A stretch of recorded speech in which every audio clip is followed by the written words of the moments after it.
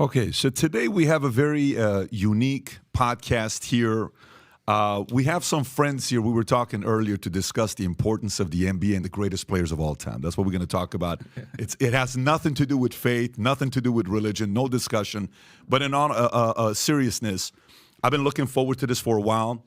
I know it's a bit of a sensitive setup to have it like this. We discussed it was supposed to be a different couple different individuals, brothers from your end coming in, and then Mohammed Hijab and I had a call together. We had a Zoom. He had some challenges, and I got to give shout out to Eddie, the Dean Show. He's here with us as well, but he's sitting outside to have the discussion for us to be here together. Robert, I respect all of you for coming out. Truly, I respect you for coming out. My outcome, I want to first share with you and the audience what my outcome of this is. So as a father of four, I'm a little bit concerned on what's going on with the country in America. I escaped Iran. We went to Germany at a refugee camp, then we came here.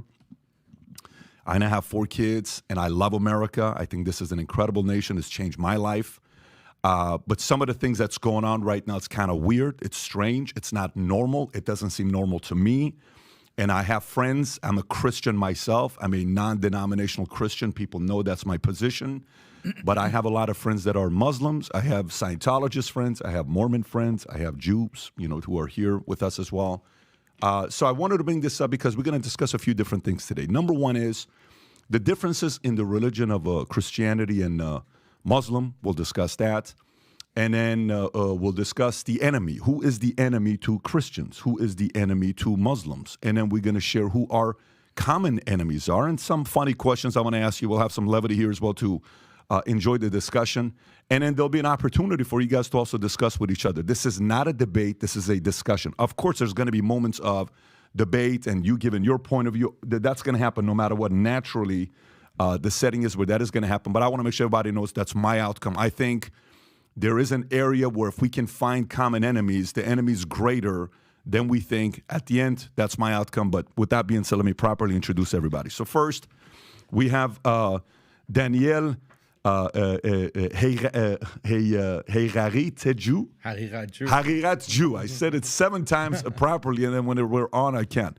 So Daniel Haqiqtejou attended Harvard University, where he majored in physics and philosophy. He is a Sunni Muslim debater who specializes in debating anti-Muslim figures.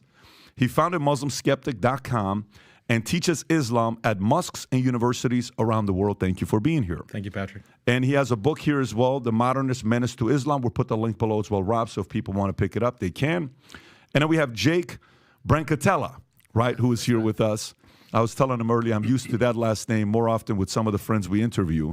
He is the Muslim metaphysician, is a convert to Islam. He holds a BA in philosophy and is currently studying for a master's in philosophy and theology. Jake primarily debates Christians and atheists and is an active member of the Muslim Debate Initiative. Then we have Brother Rashid here to my right. He wrote a book called The Ideology Behind Islamic Terrorism, a Moroccan Christian convert and a host of the Daring Questions television program, where he discusses Christianity and engages with Islamic theology and religious topics. Brother Rashid, thanks you for being here. Thank you for having me. And last but not least, Robert Spencer, American author and commentator known for his writings of Islam, counterterrorism, and his involvement with the organizations like Jihad Watch, the most popular blog within the counter-jihad movement. He's also written The Truth About Muhammad. He's written a Critical Quran, and also his latest book that's, I think, is that the Critical Quran you have out here? Quran. And he's written a few other things. Rob, again, once again, thank you for being here as well. You. So what I'd want to do is, before we get started, and I have some comments and questions here, if you, just for some of the audience that maybe they don't know the whole story, we can start off with anyone on how you came about your current position right now. If you can take 30 seconds to a minute, given your background, and then we'll go from there. So we're going to start off with you. Robert, how did you go? I've read your story. Of course, I know your background. I watch a lot of commentary on you. How did you become the person that you are today? Well, you know how one thing leads to another. And I was fascinated with Islam and the Islamic world from a very early age because my grandparents actually are from the Ottoman Empire. They were Greek Orthodox Christians in what is now Turkey and were exiled during World War I for not converting to Islam. When I knew them, actually, my grandmother was the only person besides Barack Obama who said that who said that the call to prayer the Islamic call to prayer was the most beautiful sound that she had ever heard. And she would tell me stories about growing up in Turkey and how wonderful it was and how beautiful the land was, how wonderful the people were, and so on. And so then I would ask the inevitable question. I was, 5 years old or whatever. Well, then why are you here? Why did you leave? And then they would clam up and not tell me. So this just made me more interested. Interesting. Started to study it, consulted with people, ended up consulting with some people in the 90s about these issues, and then after 9/11 was asked to write a book, and now I've written 27 books, mostly on this issue. And I watch you where you have a certain level of true 100% belief in what you're talking about. We'll get into that here in a minute, and I'm sure we'll get more about that. Brother Rashid, how about yourself?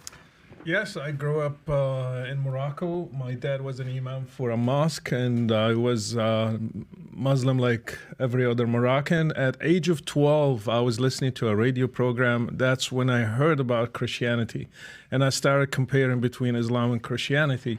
I was fascinated with the person of Jesus in the Gospels, and I was shocked with the life of Muhammad when I compared it to the life of Jesus. Then I converted at age of 16, 17. Then I had to leave my family, actually. They rejected me. I lived as a homeless for 2 years, and I had to live underground with the Moroccan church, the converts, until 2005, I had to flee the country. 2005, you have to flee the country. Yeah. Okay, and we'll get into your story as well a little bit more when topics come up.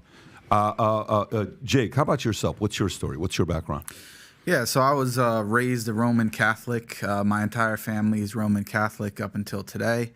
I personally never really believed in the religion, primarily because the theology never really made much sense to me. As I grew older in my late teens and going into the university years, I naturally, the mind starts to think about the deeper questions in life. What's the purpose of life? Does God exist? What religion is true? And so I went on this search and eventually found the path of Islam, primarily because I believe that it's the only religion today that truly supports pure monotheism. I know that Christians, and maybe we'll get into this in the discussion, claim to be, but I found doctrines like the Trinity and incarnation to be completely incoherent and found problems with them. And the Islamic narrative of there being one and only true God that is worthy of worship and that he sent prophets and messengers with this consistent message throughout time was very inviting to me and fit with my natural disposition, and I became a Muslim in my early 20s about 10 years ago and been Muslim ever since. Fantastic. Thank you for that. Daniel, how about yourself? Yeah, my background is my parents came from Iran. They're both from Shiraz. I was born in the U.S. actually and was raised here in Houston, Texas. And I love my parents, and they raised me like an Iranian, had a strong Iranian Persian identity. As I was in high school and then college, I started to become more religious, like learning about my background from my grandparents, for example, from my dad. And I just became more religious, started practicing Islam. I became Sunni, so I'm from a Shia background. I became Sunni. And in college, I went to Harvard University. There was a lot of pressure on Muslims at that time because of like the war on terror, counterterrorism efforts. And there was this effort to liberalize Islam and to say that traditional Islam or the Quran or the Prophet Muhammad, peace be upon him, their teachings are not consistent with modern life, with modernism and liberal secularism. And this posed a conflict for me. Like, how do I reconcile a traditional Islam with liberalism, secularism, and these modern ideologies? So I went and studied philosophy, and I became critical of these ideologies like modern liberal secularism, humanism, atheism, these isms, and that's, the title of my book, basically, or a subtitle of my book, is critiquing these isms that I believe, and through my study, they're destroying humanity. Not just Islam, but just all of humanity is under threat from these isms that are destroying human society. I hope we can talk about that today. But I dedicated my career basically to promoting this message, teaching Islam, teaching how Islam solves many of the problems and difficulties that all people face in society, not just Muslims. I love that. Okay, thank you for that. Again, gentlemen, thank you for sharing your background. So let's get right into it. Robert, your challenge. What is your biggest challenge with the religion of Islam? What's your biggest challenge with it? You mean the biggest difficulty I see in it? I would say the biggest difficulty, because to me, I see it from a few different places, right? One, there's faith, meaning none of us have gone to heaven to see what heaven's going to look like. We're all taking a risk. All of us here are taking a risk. Either we're all going to be right, either we're all going to be wrong, or either one of us is going to be right, meaning one group's going to be right and the other's going to be wrong. But we don't know. That's faith, that's prayer. Of course, we've had great experiences in life to say, I had a connection with God. I had a moment with ... And then that's individual to us, right? So to me, it's faith, it's religion, it's enemies, it's common enemies.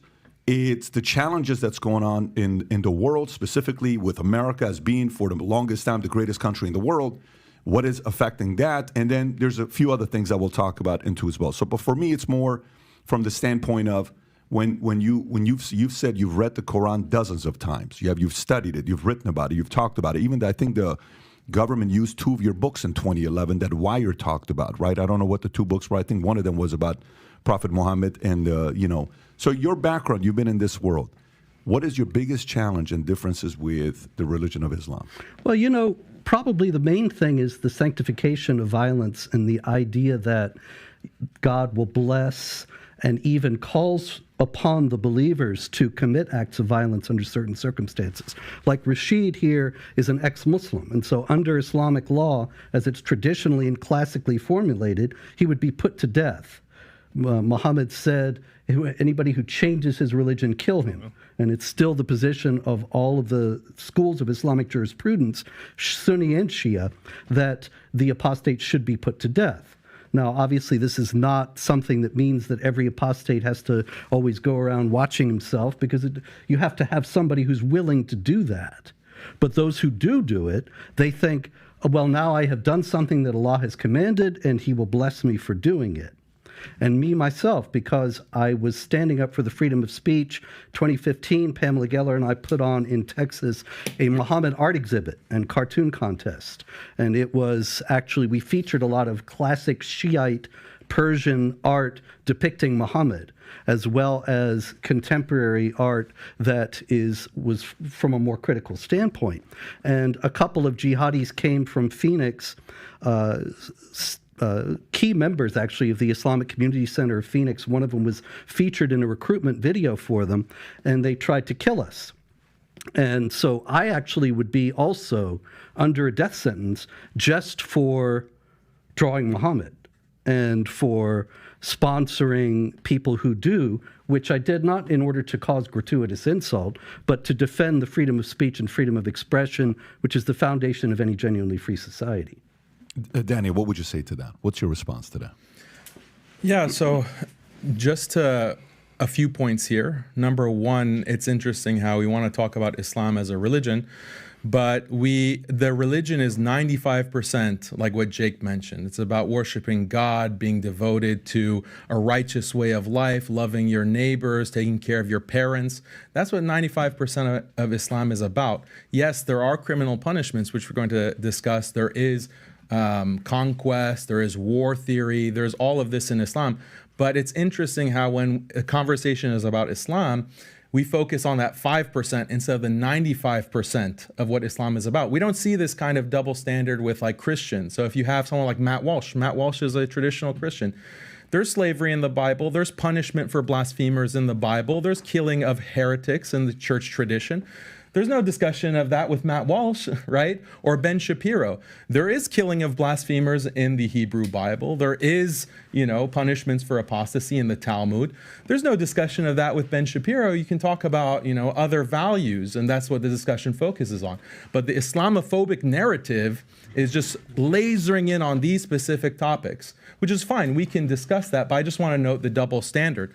So the other framing of this whole discussion that I want to put out here, though, is that I'm wondering, like, this standard of, there should be no punishment for blasphemy, for example. Let's just put that out there. There should be no punishment for mocking and insulting a religion, attacking people's values.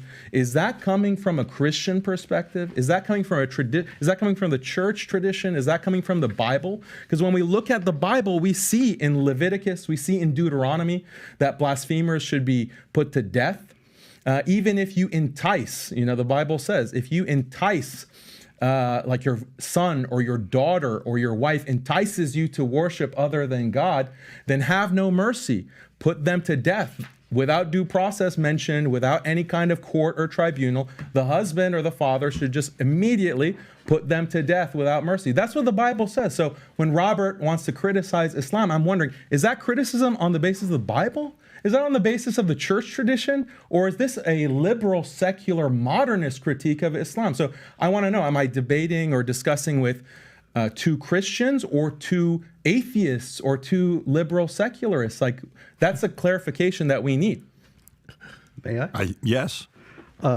This is a very important clarification, and there are a couple of distinctions that have to be made. One is all of your examples from Christianity are from Old Testament law, which if you had studied Christianity, you would know there's no sect of Christianity, no school of Christian thought, no tradition within Christianity that holds that Old Testament law applies to Christians for all time. As a matter of fact, it never did apply.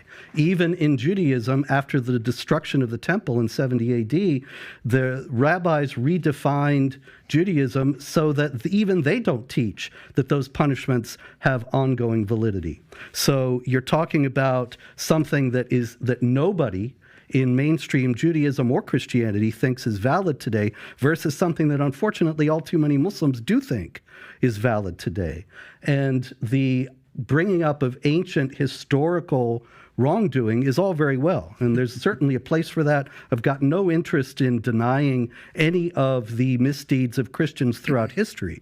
But the problem that we have in Islam is that these passages of the Quran that are problematic, passages of Muhammad's traditions that are problematic, they are still considered to be in force by very large numbers of Muslims, such that all the major terrorist groups around the world are Islamic groups. And you don't have any Christian terrorist groups saying Jesus is Lord and blowing people up. There's a reason for that.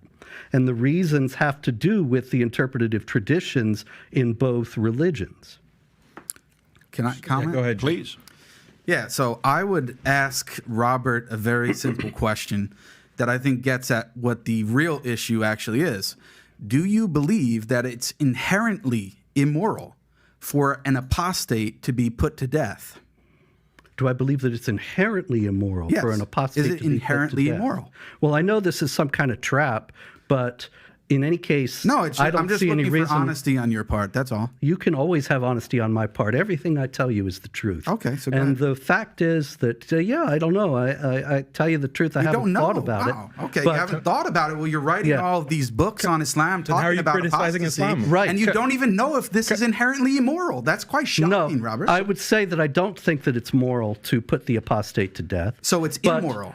As it comes to my books about Islam, I'm just reporting on what Islamic clerics and the Islamic tradition teaches about passages like when Muhammad says, if somebody changes his religion, kill him. So Yeah, but if you look, for example, in chapter 4, verse 89 of the Quran, in the critical Quran, where it says, if they turn renegade, then come and kill them wherever you find them, then I give Islamic authorities who actually say that this should be done. And that is something people need to know.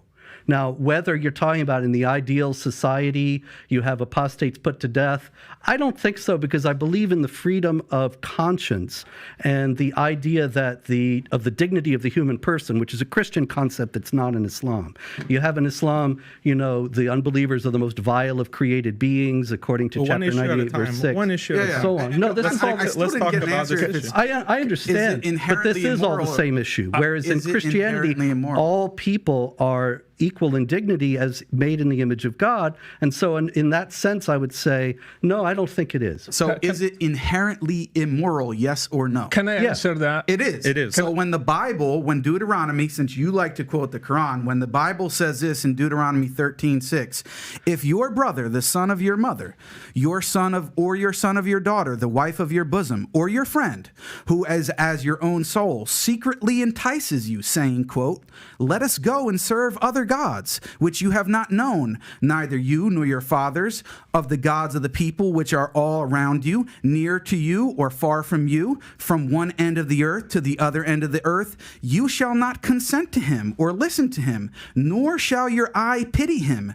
nor shall you spare him or conceal him, but you shall surely kill him. Your hand shall be first against him to put him to death, and afterward the hand of all the people, and you shall stone him with stones until he dies, because he sought to entice you away from the Lord your God, who brought you out of the land of Egypt from the house of bondage. So all Israel shall hear and fear, and not again do such wickedness as this among you. So let me finish. Let me comment on the passage. So when your loving God, Jesus Christ, who you believe is God, who revealed the Old Testament and revealed this as a law for the people, and you said that it's inherently immoral for the punishment of apostasy to be death, then you are charging your own God and supposedly loving Jesus with immorality. Not sir. at all. If you don't see that contradiction and hypocrisy, it's not in the least. Can't really do much for you. Well, it's not in the least contradictory or hypocritical, because that is God actually ordering something directly. Was God wrong for that? Now, the question here is whether the Muslims, when they put people to death for apostasy today, are likewise authorized by God in some direct manner. Now, obviously, that's what matters. Yes, the question is... And it's not inherently immoral. It just matters what is the correct religion and whether or not God is actually revealing it. Yeah, if you study the Old Testament, you will actually find that there's a great deal of discussion about passages like that, and whether they are actually commands by God, whether they were understood by the faithful, interpretations by the faithful.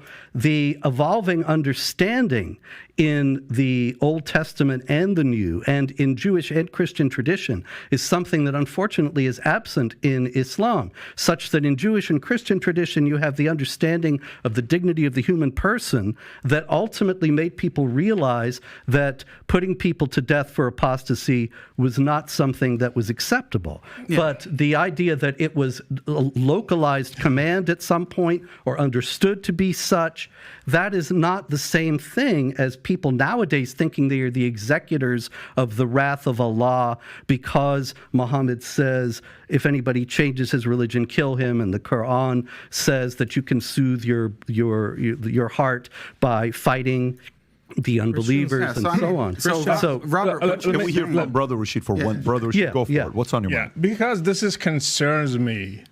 Do you believe I should be put to death?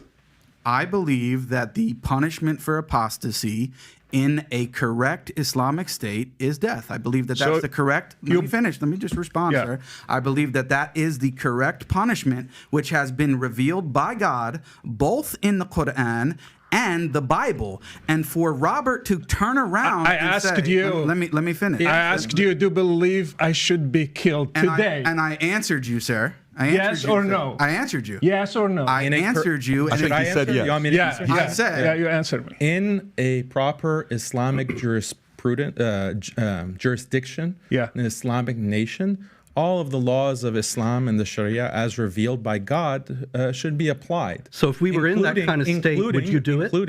Including I'm not the one that with proper due process, with a proper court hearing, just like any nation of laws, the laws of the Sharia should be applied, including the death penalty for not only apostates, but also blasphemers. You didn't answer me, yes or no? We did answer Yes, you. we did answer. Yeah, so I should be killed. We did answer I your question. deserve to be killed because I left Islam and became a Christian. According to Islamic law, an apostate like you would be killed, yes. Okay, thank you. And according to the Bible as well. let me. This is a fallacy. blasphemer, This so. is a fallacy. Robert, Too that's- cocky. Like you want to say not a you have fallacy. it too. It's a fallacy. No. Let us discuss this because Why is it a fallacy? it's a fallacy. It's let me showing- let, it's let showing me your finish. Let me hypocrisy. finish. Let me finish. Please condemn Jesus. Yeah. please. Oh, you think you Condemn should? Jesus. Robert Robert already Okay, condemned him. So No, you're lying. Let me Let's finish. be on let me record finish. saying you're That's lying what about happened. that. Let me finish. That's what happened. Let- You said let's- eventually you we realized you convert- You're Just lying. let me finish. You Let's hear converted. Brother you- Rashid, and then I'll come to you. Go for You it. converted from Christianity to Islam. Your life is not under threat here in the U.S. I converted from Islam to Christianity. My life is under death. That's the difference between Christianity and Islam. Okay, so let me ask you this. Yes. I got a question for you guys. I'm a data guy. I'm a finance guy. How many Christians have died going from being Christian to Muslim? How many Muslims have actually been killed or died going from being a Muslim to a Christian? There's no data on that because these kinds of things are not recorded. They're not considered crime. There should be, in though, right? I Islam. mean, shouldn't there even if there's some stories to be able to say, Yes. you know, XYZ individual. I have stories. I have one in Mauritania who was condemned to be executed. We just got him out to Paris because we negotiated with the government there. I have people right now in Libya. They are under death penalty in Libya.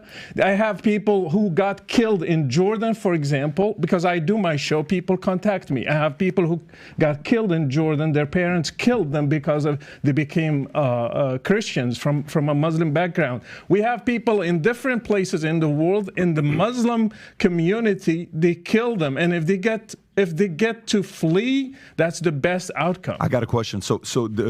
While I'm studying this, there's also Daniel said something very interesting where the guidelines of Quran is based on the jurisdiction of the government, meaning where you live, the religion is follow whatever the laws are of that nation. Meaning, you can correct me. I'm just giving you what I've looked into. Does this mean these rules apply no matter where you live? Is that across the board, or is it's more stricter in certain Muslim nations than other Christian nations? Islam is to be applied forever on every place since the time of Muhammad until today. So Muslims are just seeking to be a majority one day, and if Muslims are majority today, these two brothers will witness my killing in front of people, and they will be happy cheering the crowds that I was killed. So Islam is to be. If U.S. became majority Muslim today, you would be killed. I will be killed. Sharia is to be applied everywhere, every time. And that's the biggest difference with Christianity, because Jesus came and he stopped the Old Testament. He stopped he didn't stone the lady who committed adultery. He said in the law, tooth for tooth, and he said, no, you turn the other cheek. Jesus stopped the Old Testament. They don't have a New Testament in Islam. They have worse than the Old Testament. They have something that Muhammad never corrected. So today we have to do jihad. Today we have to kill the apostate. Today we have to kill the person who doesn't pray, even a Muslim. If he stops praying, he should be killed. If he has no excuse, he should be killed according to Islam. I'd like to give them a chance to respond. Daniel, what would you, because the point I think you were making was how that maybe doesn't apply based on what the countries are. And then he makes a good point about saying, but if U.S. eventually becomes majority Muslim, then that could be the criteria that we have to follow in U.S. What's your response to that? Yeah, so there are a lot of inaccuracies in what he's talking about. I want to reframe the issue because he's saying that his life is in danger. But the lives of Muslims are in danger under a secular, liberal hegemony. And I know that some of the viewers might not be following what I'm discussing, but look at the war on terror, or even look at me personally, or Jake. But I say things that are contrary to liberalism. I critique and criticize liberal secularism. What is liberal secularism? It's this philosophy that came out of the Enlightenment, out of the 18th and 19th century in Europe, and it was imposed on the entire globe by force through colonialism, through imperial wars. And the idea of liberal secularism is that morality should not be based on these old books like the Quran and the Bible. We have to use reason and science to maximize individual happiness, individual freedom, and equality. And this is the best system of life. It's an atheistic system of life. We need to have separation of church and state, etc.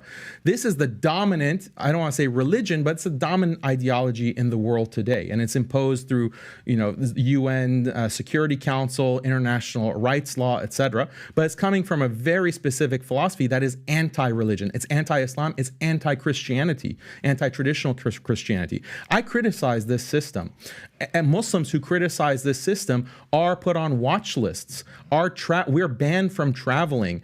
Some of us are drone striked. Some of us are detained. Some of us face all kinds of canceling, deplatforming. Our livelihoods are threatened. I get death threats all the time.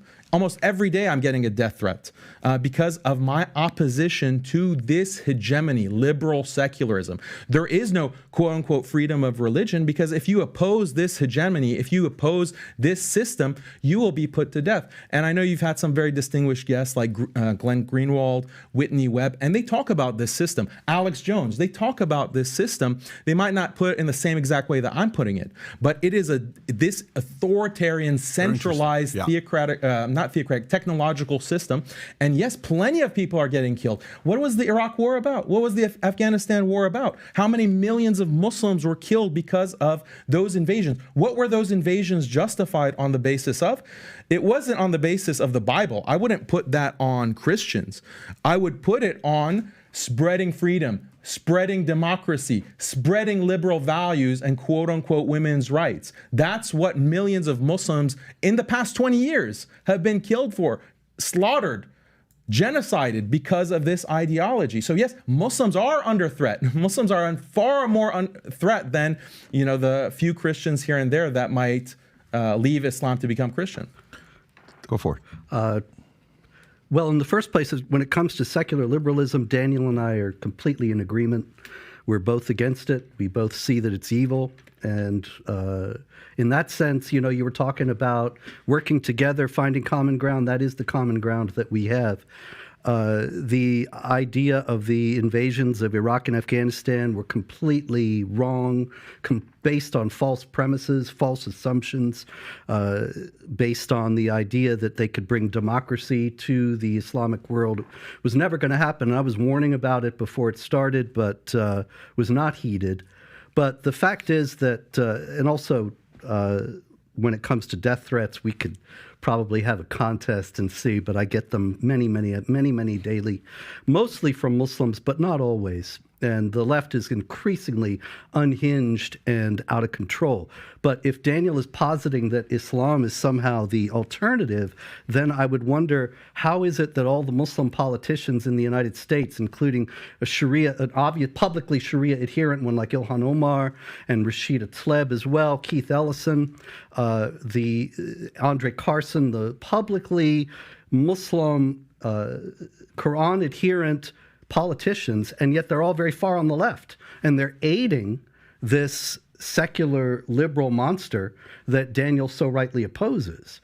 And so it's hard to see how Islam can be the remedy when you don't even have a single politician of the Islamic faith who is standing against all that. Brother Rashid, what's your biggest criticism of, because you were a Muslim before and you converted.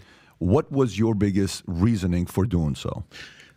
My biggest reasoning, and I want to comment on a point that I forgot to comment last time. Our brother, he said the 5% of Islam we're focusing on. Right. If you have this glass of water and you have 95 for it is water, but 5% is poison, it's going to kill you. So this is exactly what we have with Islam. Yes, you can talk about God, you can talk about worshiping, but how about violence against people like me? How about violence against Christians and Jews?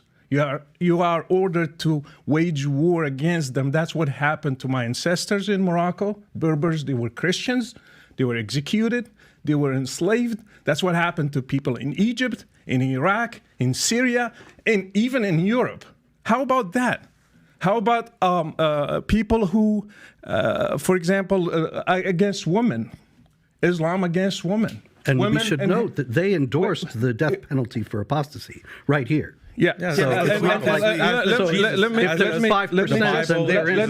let me just finish. As does Jesus Christ. And against women, women should be beaten if they disobey their husbands. My mom was beaten, my imam dad. When I asked him why, he said, it's in the Quran. You cannot object to that. They cannot object to it. It's in the Quran. It should be applied. It's a permission for men to beat his wife. It's in the Quran. It's the word of Allah himself. Again, when I studied the life of Muhammad, in 10 years, he waged 83 wars in 10 years, 27 wars and 56 raids in 10 years. And you are going to teach me that Islam is peaceful? No, it's not peaceful. Are you going to give a Nobel Prize for somebody who waged 83 wars? No, you will not. And another thing, Muhammad is not a role model. Jesus is. Muhammad, he had many wives, 11 of them. One of them, she was 9 years old. He was 53. I am 50. I cannot marry a girl that has 9 years old. You cannot. That's abuse.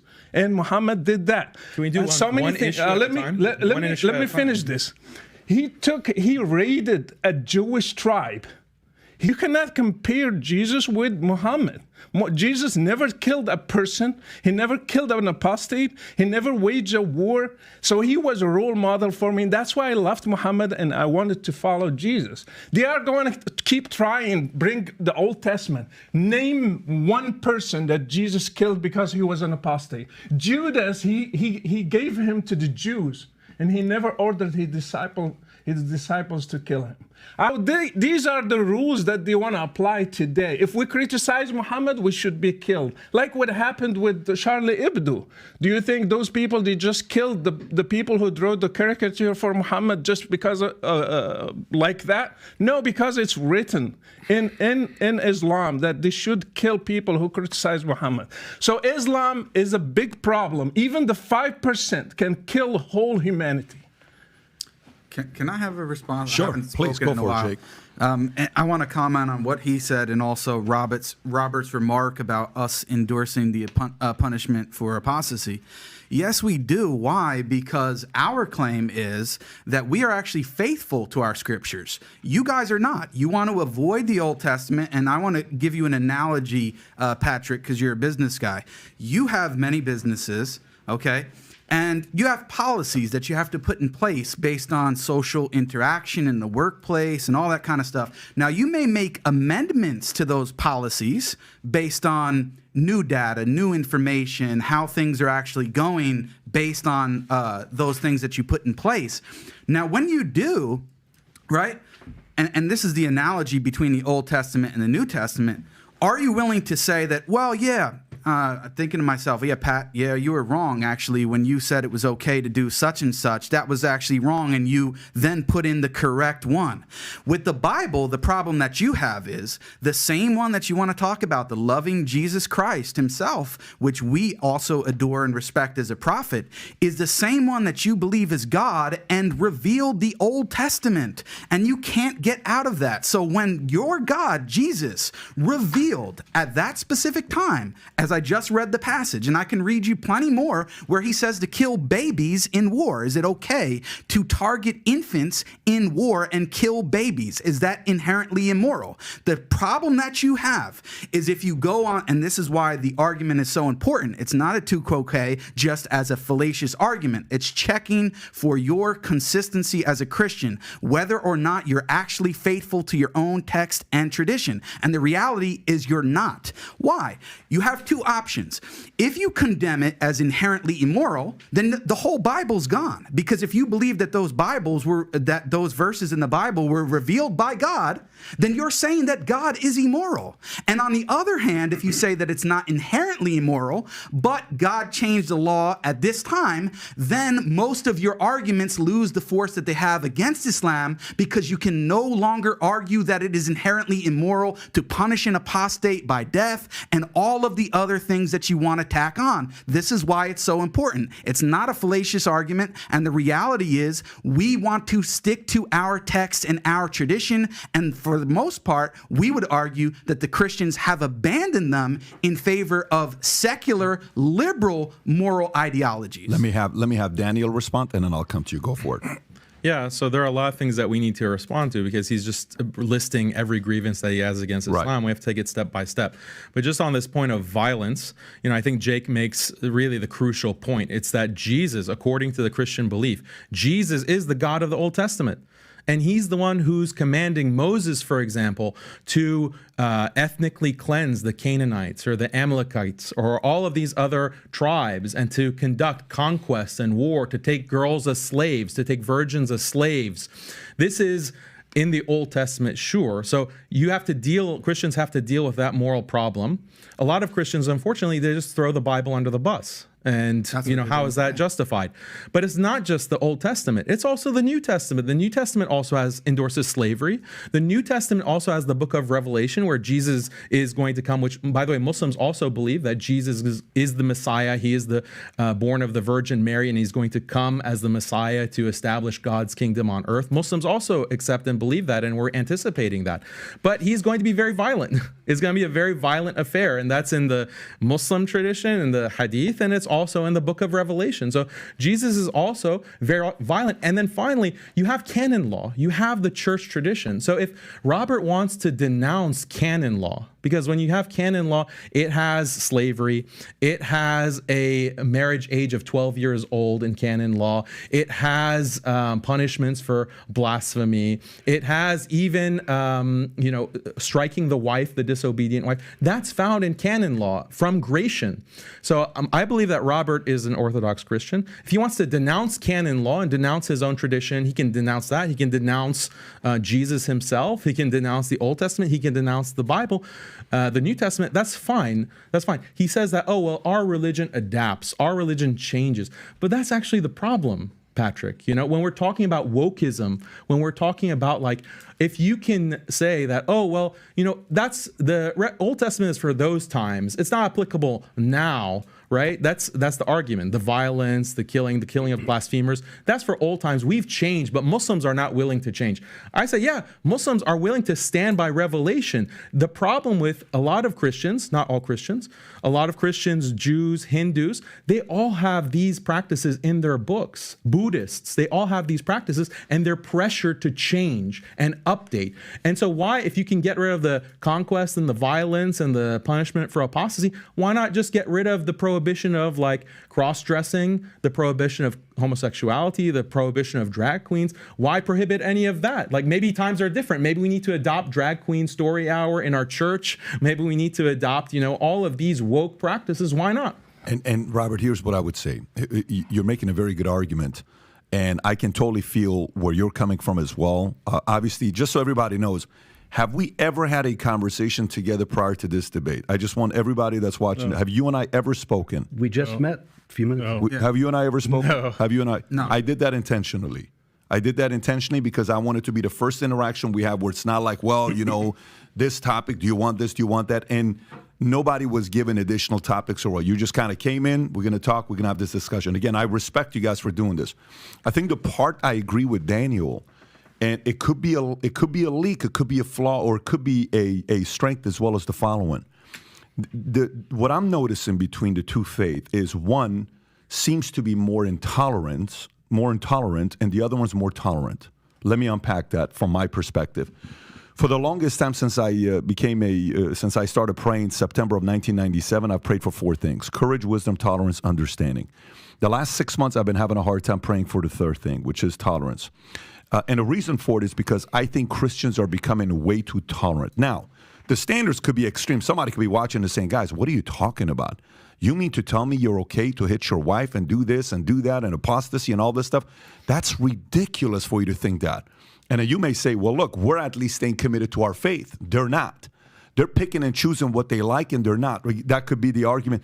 All I'm saying is that's their argument, what they're saying. Yeah. But then the other side is when you're saying what you're saying, stats came out right now as well about Pew Research on statistics on Muslims' view on LGBTQ. you're now going to go through this as well with your faith, with your religion. Pew Research says that 52% of American Muslims believe homosexuality should be accepted by society. This is according to Pew Research. Among Muslim American millennials, that jumped to 60%. This was done in 2017, so it's 6 years old, which I would assume it's even higher today than what it was then. The survey also revealed that Muslim women are much more accepting of LGBT people than their male counterparts. They're at 63%, men are at 42%. Just so you know, the difference between women and men, about 21% difference. And a vast majority of religious LGBTQ Americans are Christians, split fairly amongst Catholics, 25%, Protestants, 28%, and Christian denomination, 24.5%. Only about 2.5% of Jews are for it, and 2% of Muslims, okay? So he makes the point that, you know, you are more tolerant of a religion of, when I say you're not representing everybody in a Christian. You could be your own kind of a Christian. Yeah. There's different, you know, sects in a Christian.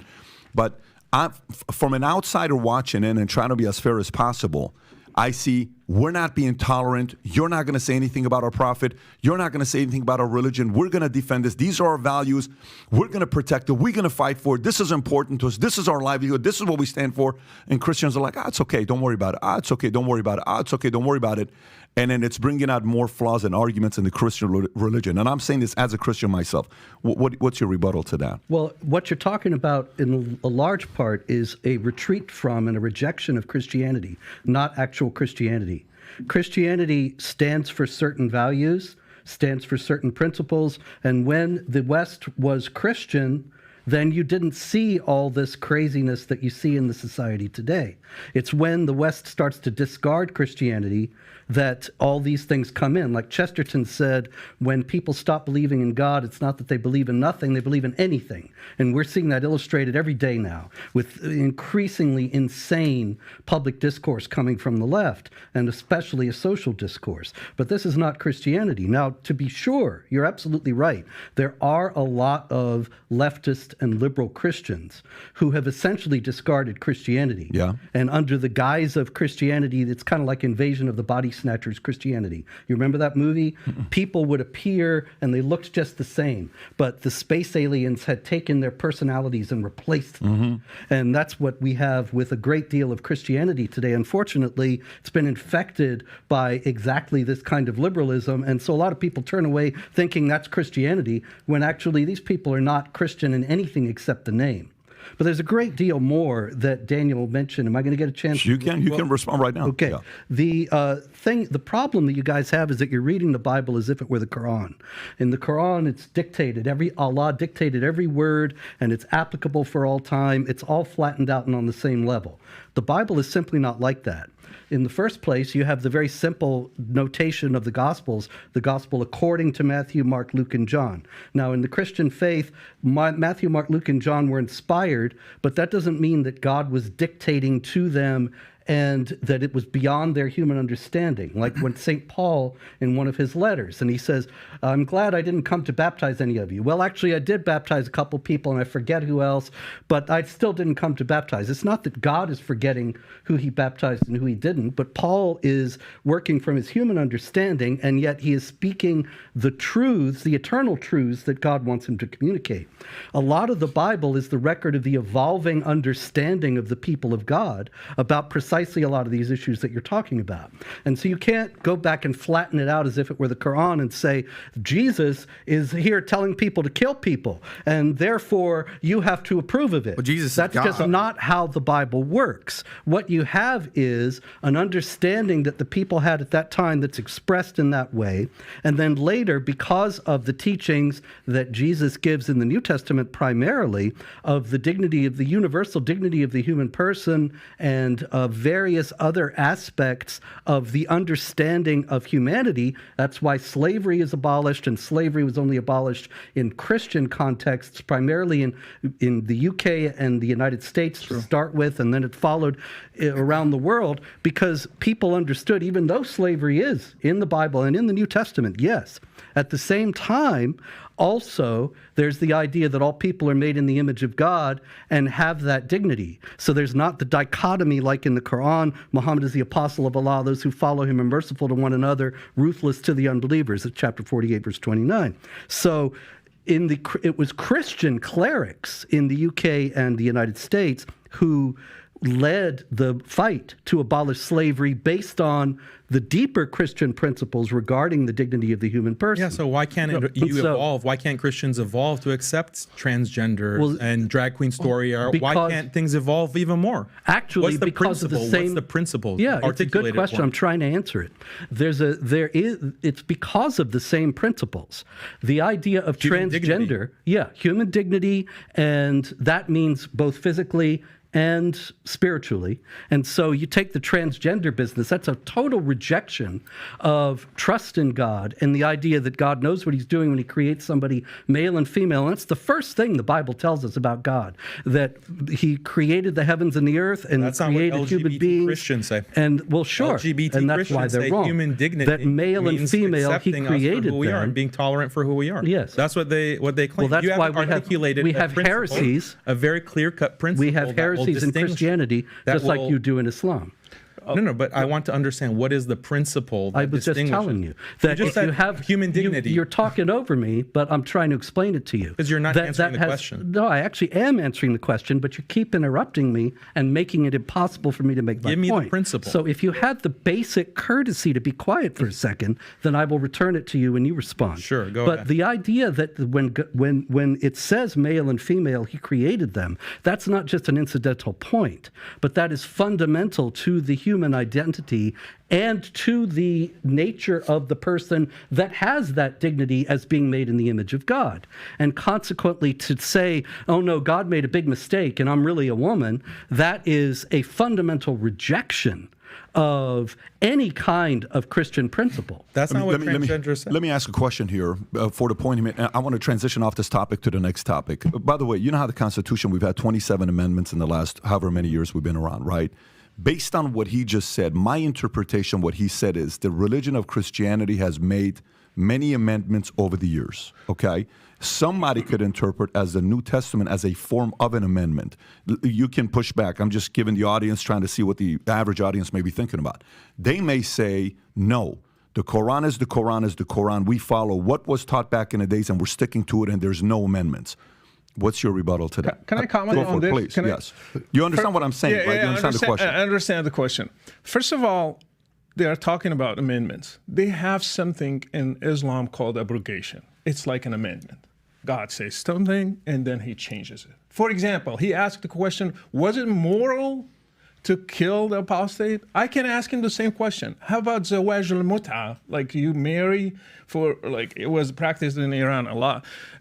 It's not inherently immoral. It's not inherently immoral. Why? We can answer it. Why it was stopped? Why Muhammad stopped it? No, if it was immoral. The difference, I'm just giving you an example. You asked us the question. No, I'll let you answer. I'll let you answer. In Christianity, Jesus came, he stopped so many things in the Old Testament. That's our principle. He stopped, for example, sacrifices. We don't sacrifice animals. He stopped the adulterers to be stoned. He stopped so many things, like tooth for tooth. He stopped that. So Jesus stopped so many things in the Old Testament. You don't accept that. That's your choice. For example, why his disciples never killed an apostate? Why his disciples never They didn't have political power. As soon as Christians gained political power in the Roman Empire, they started doing these things. They didn't have the jurisdiction to do so. They didn't kill They were the minority. They weren't in power. As soon as Christians gained power within the Roman Empire, they applied the Old Testament laws, the New Testament laws. It's not true. It's codified in the canon law. Do you know? Are you familiar with the canon law? Yeah, I want to talk about that. Yeah, please explain the canon law. Brother Rashid, if you can get close to the mic so the audience can hear. Jesus never waged a war. He never ordered one. There were other Jews who did kill Romans and who did kill people, zealots, the people called Ghayurun. So Jesus never ordered that. His disciples got killed, not waged war. They got killed. They never killed a person. Slavery, the Apostle Paul, he said, in Jesus there's no slave or free. And that's why the abolitionists, they started in the West. I have a question for you. You are benefiting from human rights and freedom of religion in the U.S., and you are trying to get us back to Sharia. For example, you converted from Christianity to Islam. Alhamdulillah. And you want to bring a law that kills the apostate. Do you want to be killed for converting from Christianity to Islam? Do you want that? Do you believe it's correct? Do you want it? Do you believe it's correct? So he doesn't answer the question. Do you want it? Give us the principle is the golden rule. Do not do to people what you don't want them to do to you. So you talk for a long time. Can I respond, please? Okay. Both of you keep running from the Old Testament and the argument that I've given. Jesus stopped it. We are not running. Jesus stopped it. We let you speak for a while, sir. Please let me talk, okay? Is Jesus God? Well, yes, the answer is yes. You do believe that. Did God reveal at least parts of the Old Testament? Well, of course you believe that. Now, Robert wanted to make a distinction. He brought up an example about Paul trying to remember how many people he baptized. But in the Old Testament, when it says that God is speaking and that God commanded X, was that just somebody making it up or misremembering? No, the Bible says it's God. So listen to this passage. 1 Samuel 15, 1-3. And Samuel said to Saul, the Lord sent me to anoint you king over his people Israel. Not, oh, I'm just talking at it, my backside. Now therefore listen to the words of the Lord. Who are they? They're the words of the Lord. They're not the words of Samuel or your neighbor John or whoever else.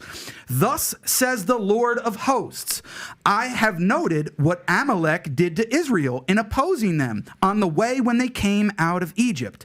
Now go and strike Amalek and devote to destruction all that they have. Do not spare them, but kill both man and woman, child and infant, ox and sheep, camel and donkey. So do not tell me, sir, that God, Jesus, did not order the killing of innocent people. He not only did he do that, he ordered the killing of babies, none of which you will ever find anywhere in the Quran or Sunnah. So if you have a problem, let me finish, sir. You don't have it in Sunnah? Let me finish, sir. If you have a problem with God ordering death for apostasy and all these other things that you're bringing up, Robert, when you bring up the issue of Paul, well, he's trying to remember how many people he baptized. Is that analogous to this text where a prophet, Samuel, is explicitly saying that these are the words of the Lord? Was Samuel lying? Did God actually say this? And if so, is killing babies inherently immoral when at war? Yeah, killing babies is bad, Jake. Yeah. Is it inherently immoral? Yeah. So why did your God order Why did Jesus order it? Why did your God Jesus the problem command? you have, Why did your God the problem Jesus you have command once again, the killing of infants? if you'll let me answer, the problem that you have once again is that you're reading the Bible as if it were the Quran. And see, these things actually trouble Jews and Christians. There's no reason to cover up that fact that these passages have caused difficulty for Jews and Christians throughout history. And some people would say, actually, these things never happened at all. That they were fables designed to teach. Do you believe that they were fables designed to teach that you are to be completely pure and reject sin, and that all that business about killing this one and that one is about rejecting various sins. We want to know your position. Now, the whole point of what I'm saying here, if you would stop interrupting for a minute, I did not interrupt you. The whole point of what I'm saying here is that these passages, precisely in the fact that they have caused trouble for Jews and Christians and have led to differing interpretations of them, demonstrate that the Jews and Christians both have an evolving understanding that comes from later revelations and that comes from their own interpretation of the revelations that they received, such that they can say unequivocally that, yes, killing innocent people is wrong. Whereas you have Muhammad, and they ask him, you're throwing rocks, you're catapulting stones into the infidels' city, they got women and children in there, and he says, oh, they're among them. In other words, it doesn't really matter if you kill women and children because they're all infidels. And you don't have any kind of critical stepping back and saying maybe that is not to be. That's the one I'm talking about. Can you read this to him? He Yeah. said there's no Permissibility. nowhere in Sunnah. Just read it, please. This is Sahih Muslim, Yeah, which and I'll is one respond of to it. I know the the text. hadiths. Well, you said Permissibility there of is none. killing I women know and the children text. in night raids. Can you so start long from as the beginning? Start from the beginning. Go for Read it. the actual text. permissibility. Will you stop interrupting me? I did not interrupt you. Permissibility of killing women and children in night raids, so long as it is not done deliberately. It is reported on the authority of Sa'b ibn Jathama that the Prophet of Allah, when asked about the women and children of the polytheists being killed during the night raid, said they are from them. And this is They are Sahih Muslim Can we respond? 1745a. Can we And respond? that, once I make the point, that is giving permission. And that's actually was invoked by Zarqawi, the Al-Qaeda leader in Iraq, when he was explaining why women and children were killed by the jihad bombings, and he was actually justifying it among Muslims. And he invoked that passage. Okay, so the difference is if you actually read the next hadith afterwards, it clarifies it, sir. And yes, if you're talking about bombardment or collateral damage in which an infant or child or a woman may be harmed Inadvertently. inadvertently and unintentionally, then yes, that can happen. It's not a good thing that we enjoy in war, but if it happens, so be it. The difference is that in this text, it's specifically commanding from God. And what you said before, well, some Christians say, well, it's not actually historical. Maybe it didn't happen. Well, I don't care about other Christians, with all due respect. For this conversation, we're talking to the two of you and the two Muslims, and we are representing our positions. So we want to know from you, do you believe that 1 Samuel 15, 1-3 was revealed by God and that God himself ordered directly, intentionally for the killing of babies and infants? Let me answer that. You are judging a war that happened 3,000 years ago. Is it by this? historical? Just wait. You are judging a war that happened 3,000 years ago by the standards of today. The difference between the Old Testament and Islam, we believe those applied for those circumstances and stayed there. These should not be applied today. Islam jihad should be applied in the time of Muhammad, today and forever. So killing the kids of polytheists, Muhammad answered, they are from them. They are just polytheists like them. So it's okay to kill them. And let me tell you about killing kids. How you define a kid? In the raid of Bani Qurayza, a Jewish tribe, Muhammad came and he said, check the hair of puberty for every kid. If you find one hair, you can kill him because he's considered an adolescent. So they killed 600 people on that day. You want to tell me that doesn't exist in Islam? Yeah, I know it exists in Islam. And I know if you got authority today, you will do it. Here's what I want to do. I want to have Daniel give a response, and then I'm going to go to the next topic. Go for it, Daniel. Okay, so Banu Qurayza, that was a tribe that betrayed the Muslims in war. So that was an act of treason. Every legal system in history, every religion, when you do an act of treason in war, what's the punishment for that? Capital punishment. And that was what was applied. The punishment fit the crime. The point that Jake made is that the Prophet, peace be upon him, explicitly forbade the intentional killing of women and children in the hadith that you didn't mention. So this is dishonest. Exactly. You read one hadith from the book of jihad in Sahih Muslim, but you don't read the other hadith. Exactly. So that is dishonest on your part, sir. It's not. And then let's bring it back, to the overall picture, because for your viewers, many of them might not be Muslim or Christian. They think like, both of you guys are crazy. Both of you, your religion sound ridiculous. So I want to defend not only traditional Islam, but also traditional Christianity. You know, I want to defend, I think that's what building bridges is really about. Defending traditional religion, where every religion has conquest, it has violence, it has rules of war. And guess what? We live in a world of realpolitik. Every nation is engaging in war of conquest, expanding its influence and using violence as a means. The US is the biggest perpetrator of that. The Russia now is doing that in Ukraine, endorsed by the Orthodox Church, by the way. You have China, who is also expanding its influence. So every society, every culture, every traditional religion says, yes, use means and violence if necessary to expand your influence and to conquer and to conquest and to impose what? Your values. That is something universal. As Muslims, we're proud of that.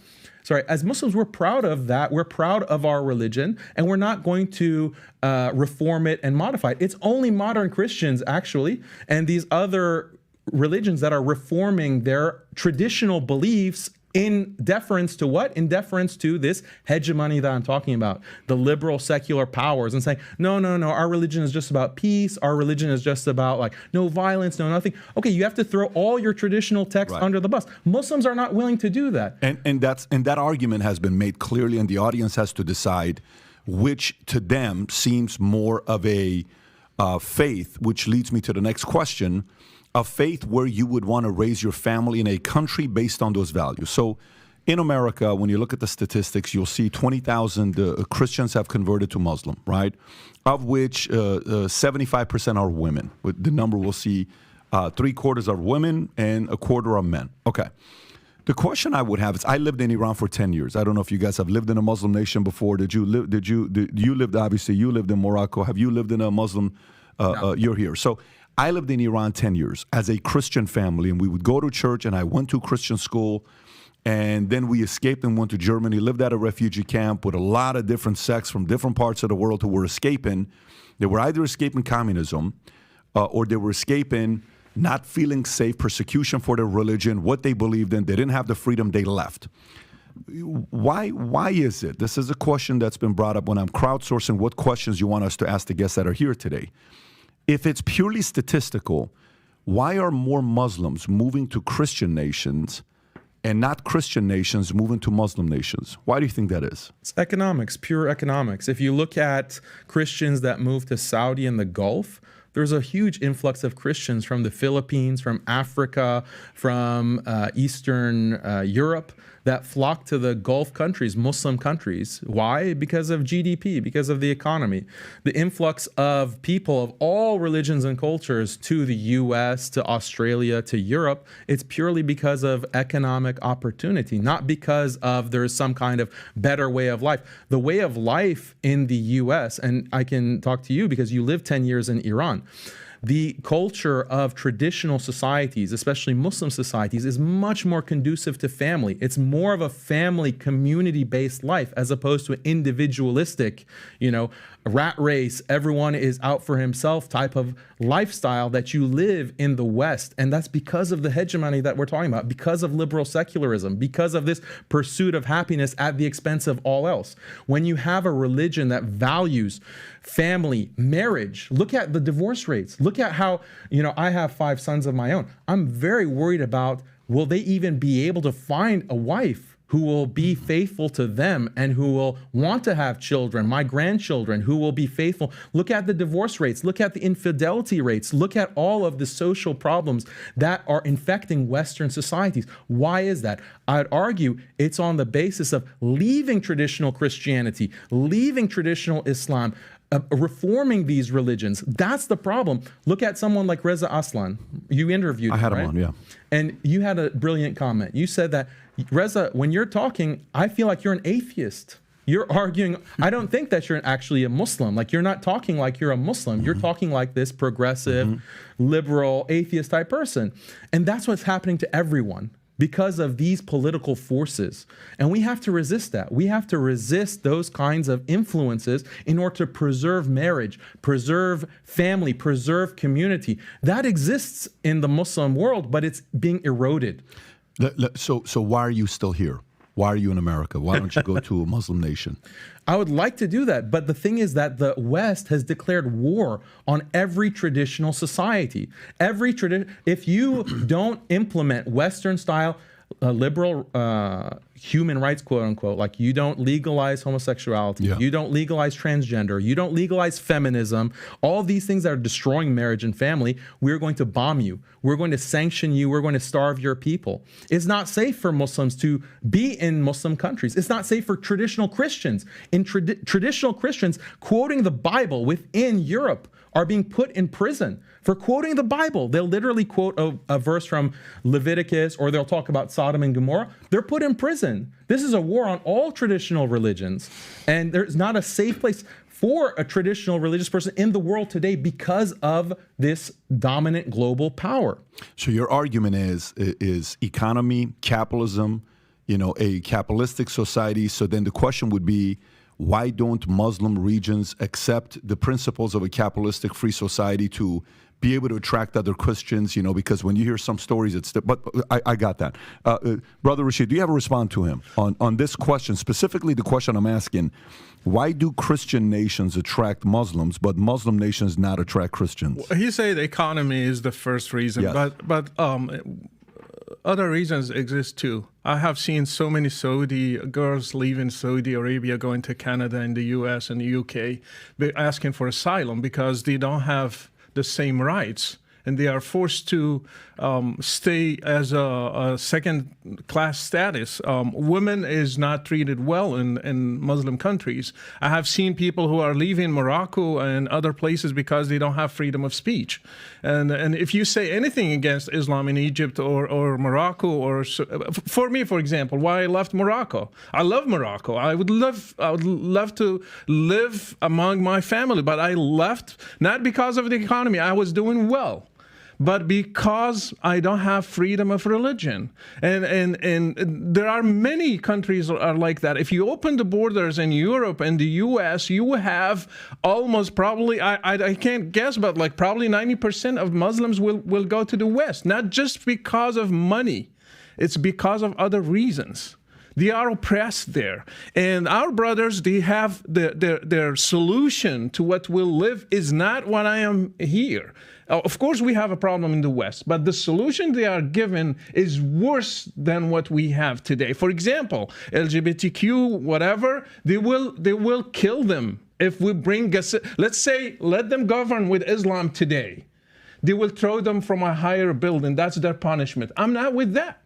I'm not either this, the two extremes, either this or that. Islam is not going to give a solution. Why we have human rights in the West? Why everything we are enjoying today, it came from the West. For example, women's rights came from the West. Abolishing slavery came from the West. Freedom of speech, freedom of religion came from the West. You name it. Just give me anything. Democracies came from the West. So they want us to live under an authoritarian system, and you cannot even question it. And if you say anything against it, you will be condemned to death. For example, if I say Islam is not the right way to God, I cannot say that in a Muslim country. I will be punished for that. So we are enjoying freedom of speech, freedom of religion, democracy. We can say our opinion. We can have a podcast like that without a problem. Guess what? In Morocco, when I became a Christian, we met as Christians in closed doors. We couldn't sing. We couldn't baptize people. We couldn't name our kids Christian names. You cannot name him Luke or Mark or anything. You have to name him Muhammad and Omar and Abu Bakr. You can't name them Christian names. This is not true. It's true. I lived it. It's not. I lived in it. Islamic law. Okay, do you know ahkam ahl al-dhimma? Do you know the I'm principles not ahl al-dhimma. I'm an apostate. Yeah, you don't talk about other Christians. Well, Christians can name their children. You lived in a Muslim country. Okay, Could let you me be finish. named Patrick, or was that against the law? Let me finish. I am a convert from Islam to Christianity, That's and different. I had hundreds like me, girls and boys. We were gathering. We were afraid of police, and we got arrested many times. We got interrogated. So let me get this straight. So I want to understand what both of you are saying. So for us, I was born in a Muslim country. My name is Patrick. My sister's name is Paulette. You're saying if a Muslim converts to Christian, you can't just name your kids anything. You have to name them those specific names. Yes. And you're okay with that? You think that's normal? I said something even, more than that. I said that the punishment is death penalty. So forget it. That's what we talked about at the beginning. right? Apostles, totally get it. So for you, it's not even your level for that is for somebody to go. But why is that? But that's not the treatment of all Christians. So I totally get that. But Jews. Why do you believe that? Why do you believe if a Muslim becomes a Christian is the death penalty? Why do you believe this is what I wanted to explain is that, first of all, this is found in every religion. It's found in every culture. The idea that you have to have punishments for defection, meaning that if you abandon the group, you are threatening the group. And that's why every business, every university, every society has community guidelines, for example. Yeah. If you violate the community guidelines, it's not called blasphemy, it's called a violation of community guidelines. You're expelled from that community, you face consequences. But it goes beyond that because you have restrictions on your speech. Right? We can't look at, this YouTube channel. I can't say certain things on this live stream. Otherwise, the video will be banned. Your channel will get in trouble. And then you can be prosecuted. You can face all kinds of consequences. Again, go back to your Glenn Greenwald interview, your interview with Whitney Webb. Look at the power structures that restrict speech. They restrict thought. Why? In order to preserve the power structure. Every religion has this. Traditional Christianity, that's why heretics were punished. That's why apostates were punished in Buddhism. Let me ask a follow-up on that. Sure, so when you say to me, I've interviewed almost any of the major living mobsters. I've had them on the podcast before. I don't know if that's your stuff that you would watch, but I've interviewed a lot of them. Sammy the Bull, Michael Francis, a lot of these guys. Okay, so I can see you with your last name. Yes. Yeah. So when I interview these guys, one of the things that they have, and Sammy is he says, look, I'm a mafioso. I'm a true mafioso is what I am. Till today, he's in his late 70s. He still says that, right? If you step away from the life, you could get killed if you step away from the life, right? Okay, you chose this life. You celebrated when you become a made man. Now you want to leave? You got the benefits of being a made man. Now you want to leave? We're going to take your life, if based on the principles that they followed. But that's the mafia. For somebody that may say, well, then Islam is Islam following some of the mafia philosophies that if you choose to leave, you deserve to lose your life? Don't you think that's a bit extreme? I would say the problem with the mafia is criminal activity. It's not with this principle. This is a good principle. That's why they're able to be so organized. That's why they're able to be so successful. That's the argument. And you have nations that are run in the same way. You have to preserve the nation by punishing defection because it threatens the unity of the group. It threatens the way of life. That's tough, though, man. But that's the law. That's what exists. I totally understand it. All I'm saying is that's tough because, okay, so let me get to more the business side, the next side. Let me just add a little bit to it. Go for it. I will be killed, my kids will be taken, and my wife will be taken. Just to add to the list in an Islamic system. Let me continue with this. Let me continue with this a little bit because this is getting interesting to me. So if in insurance, there's two ways to build, or real estate, there's two ways guys build their real estate and their insurance companies. Let me explain this, and you'll see where I'm going with this question. One is there's guys that steal from other people. Okay. And I'll say, oh, you train those guys, I'll take your agents. You train those guys, I'll take your agents. You're getting 60%, I'll give you 80% if you come to my company. So their entire business model is to take from others, right? And then they're always capped because somebody else is not going to come and say, he gave you 80, I'll give you 100. And then so now they go to a different guy. And then the other guy will say, hey, he gave you 100, I'll give you 110. Then they'll realize there's only 130. So how much more is left to do? I'll give you 115 if you come to me 5 more. Okay, I'll come to you. And then eventually, you're stuck. You're not going to go anywhere, right? Okay. So these agencies are not baptism agencies. They're converting agencies. I'll convert you to me by me giving you a better life or better heaven or better, dream that I'm selling to you, right? For me, the way I see it is and then the other side is guys that recruit people from other industries and they make them realtors. So I'm working at Sears. You should consider getting a real estate license. I convert you. You're a nurse. You should think about being a realtor. I become a realtor. So you understand the two examples I'm giving. I'm recruiting other realtors. I'm converting somebody into being a realtor. Hence, religion, Muslim. I'm targeting Christians to convert them. No, I'm converting people that are, becoming Muslims, or just we're having more kids, and that's how we're going to grow a religion. Okay. So the criticism and fear that a lot of Christians will say, non-Muslims will say, is, if we go the way we do right now, one day Muslims are going to run the world.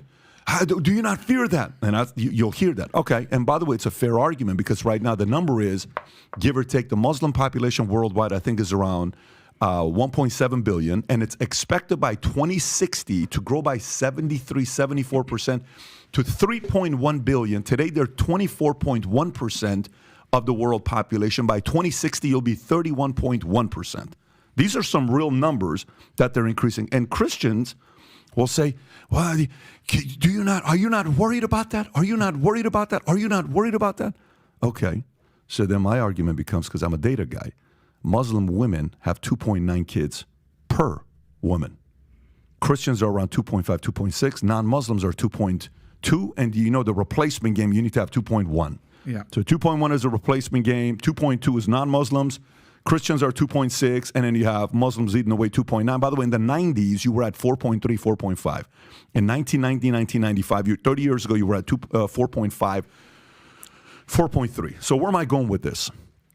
So where I'm going with this is, if this goes the way it does, and they do what they do, it is very natural that the Senate, that Congress, that House, that governors are going to be ran by Muslims. Right now, you have 3 that are there. You mentioned the names earlier. There used to be 1 in the past. That's 4. But we had 82 in the midterm election who are Muslims that got elected to city, state, different kind of jobs that they had record-breaking ever, right?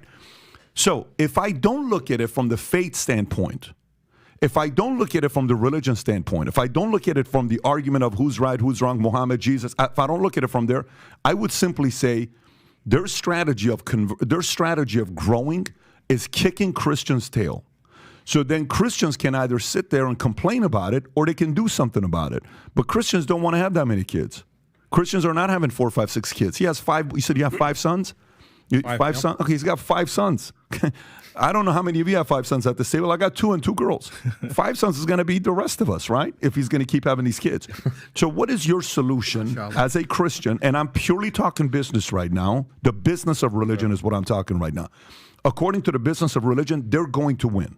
And there's nothing Christians can do about it. By the business, you can sit and argue the faith all you want. They're getting their people and their kids baptized, because their job isn't recruiting Christians to become Muslims. They've only converted 20,000. That's not a lot. It's not a big number. But they're getting more kids, and they're raising their kids with the loyalty to the parents, and they're following that faith, and they're growing bigger, and we're not doing that. What are your thoughts to that? Well, if you're asking me what the solution is, obviously Christians have to recover a sense of their faith and a sense of what's at stake. Because what you're talking about will happen if this continues, is that the United States will look like Egypt or Saudi Arabia or Iran. Those were not always the heart of the Islamic world.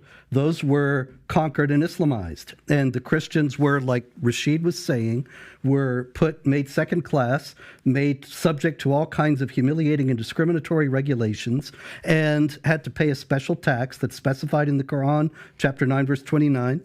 And they ultimately, most of them in those areas, and in North Africa, other areas like that, many of them thought, why am I suffering this and having to live in this way? All I have to do is convert to Islam and I can live a decent life. And most of them did. And so you have areas that were 99% Christian, and now they're 99% Muslim.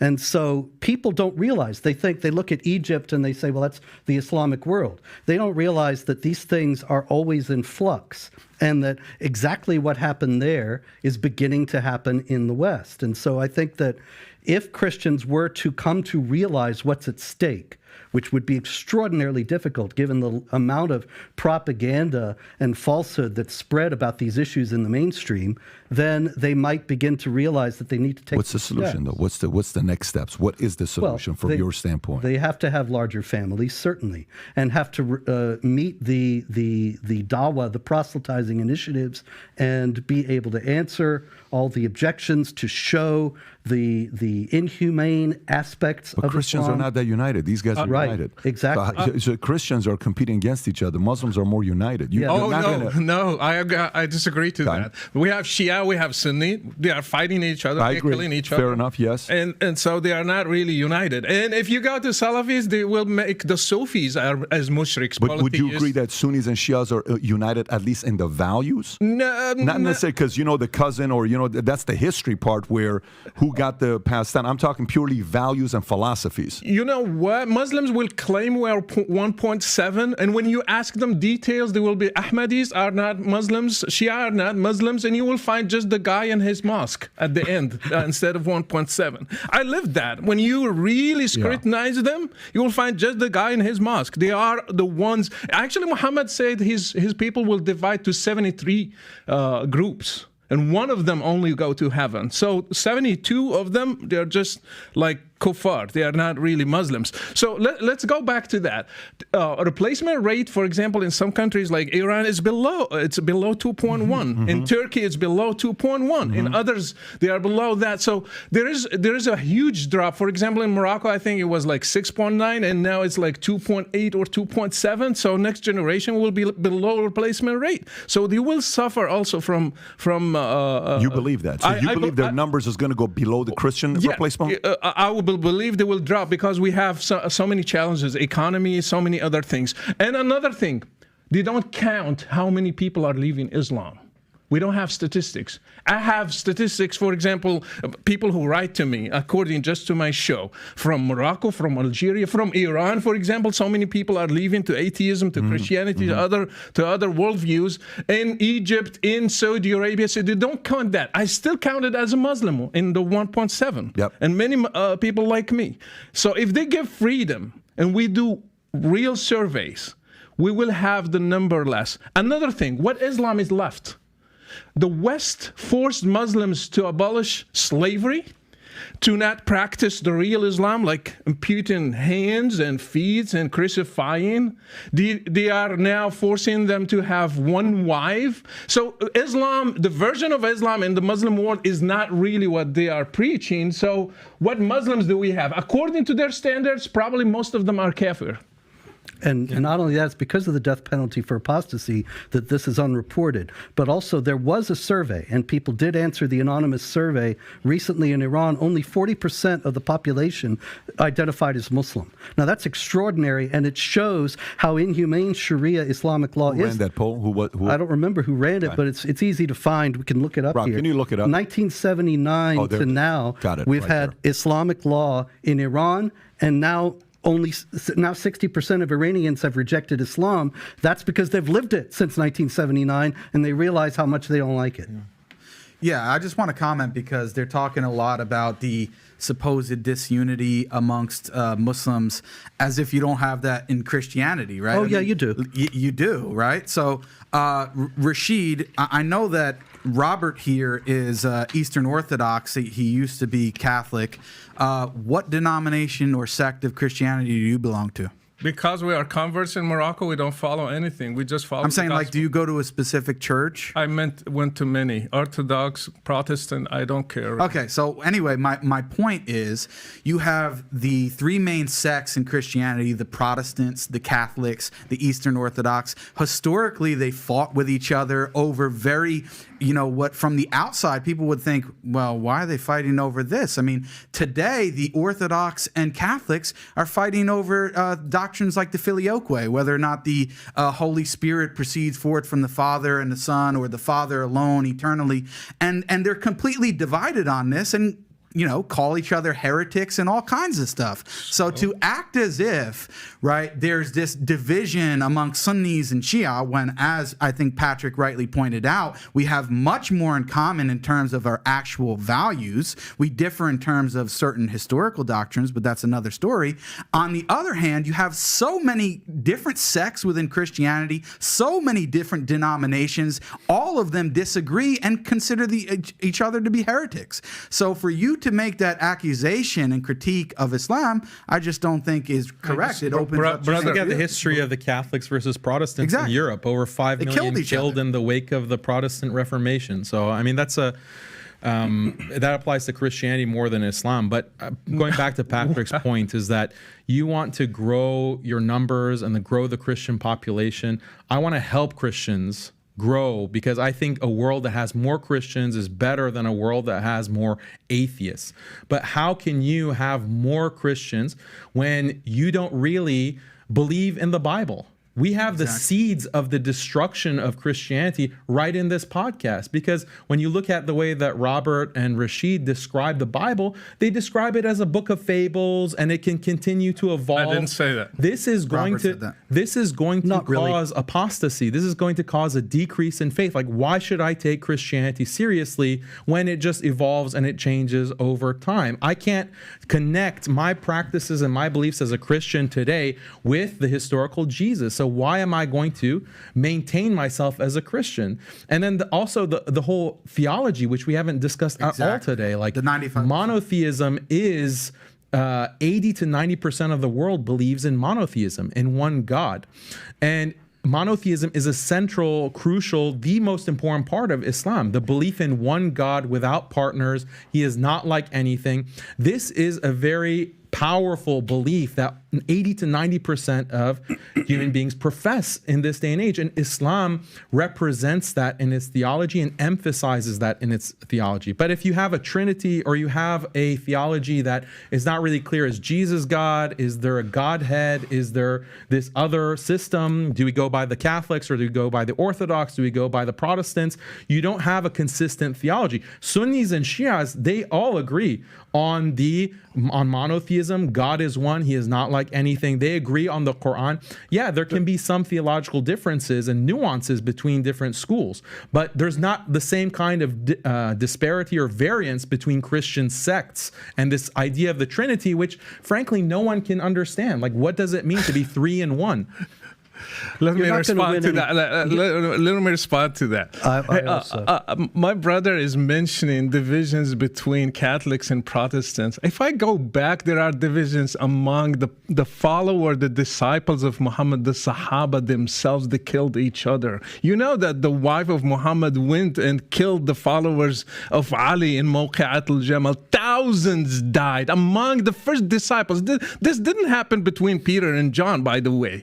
And so if you go to Islam, from the beginning, they fought each other, and they had divisions from the beginning. You know that, for example, the fight over the Quran was created or eternal. They fought over that. And actually, one time they had the whole caliphate going one way, the other time they killed people who believed that. So you're trying just to give a fake picture. There are divisions, there are killings among Muslims all through history, from the beginning, from the start, which didn't happen within Christianity, by the way. And Peter and James. Oh, they didn't kill each other. They didn't kill each other. Because they didn't have political authority. Okay. Oh, wow. Were they fighting each other? Yes or no? Who killed Ottoman, for example? Who killed Paul and Peter and James? Were they at war? Were they fighting? They were not fighting, okay? They weren't? Fight is to take an army against another one. Aisha took an army and killed people. If you don't have an army, you don't have political power. You completely destroys the point. You lost your argument. You're trying to make a false analogy here. You lost your argument. This is not an analogy. You're not going to win over any Christians by constructing these straw man arguments that completely misrepresent what I was saying. I would say this, but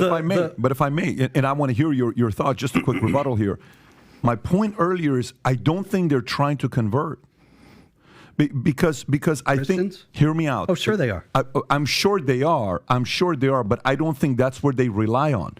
The earlier point I made, their strategy on outgrowing Christians is to internally raise kids from the beginning rather than converting. Oh, yeah. That's the way they're going to be, able to do what they want to do. So if you want to respond, go right ahead. Well, they are obviously converting Christians because Jake is here. But the fact is 20,000. Islam is not really that attractive a message. And so there aren't many people who are converts.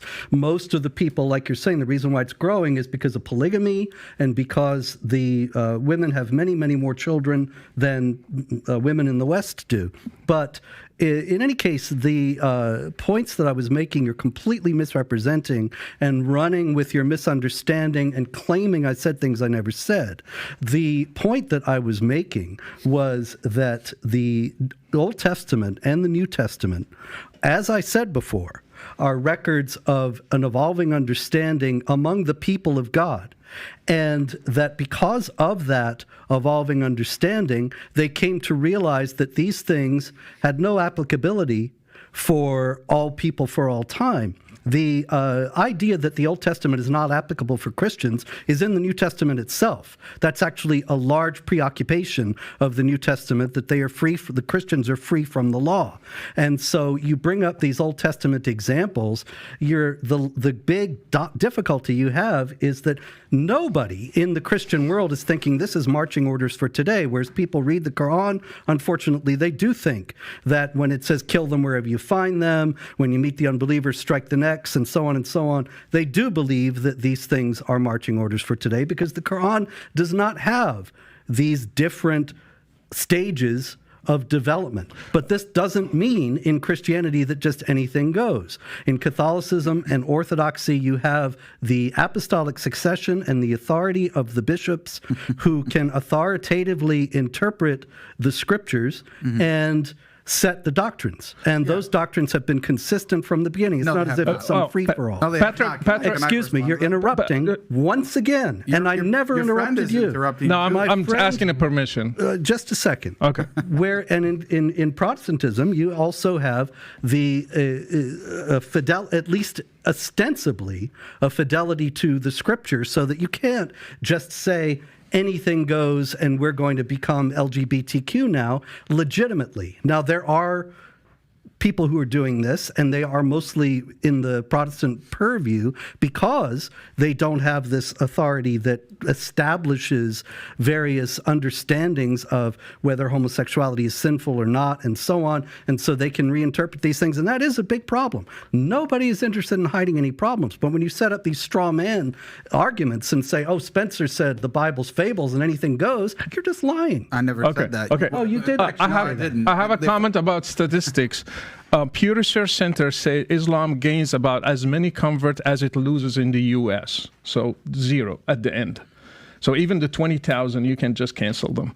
Another thing, Elias Bayunis, he said that 75% of new Muslim converts, they leave Islam after that. So not many, 75% is a huge number. They go back because they find, usually they are fascinated with Middle Eastern, non-white religion. And yeah, it's fascinating. Our brother is wearing even the Moroccan jalaba. He likes it. You like it, right? Yeah, it's not Muslim, by the way, it's Berber.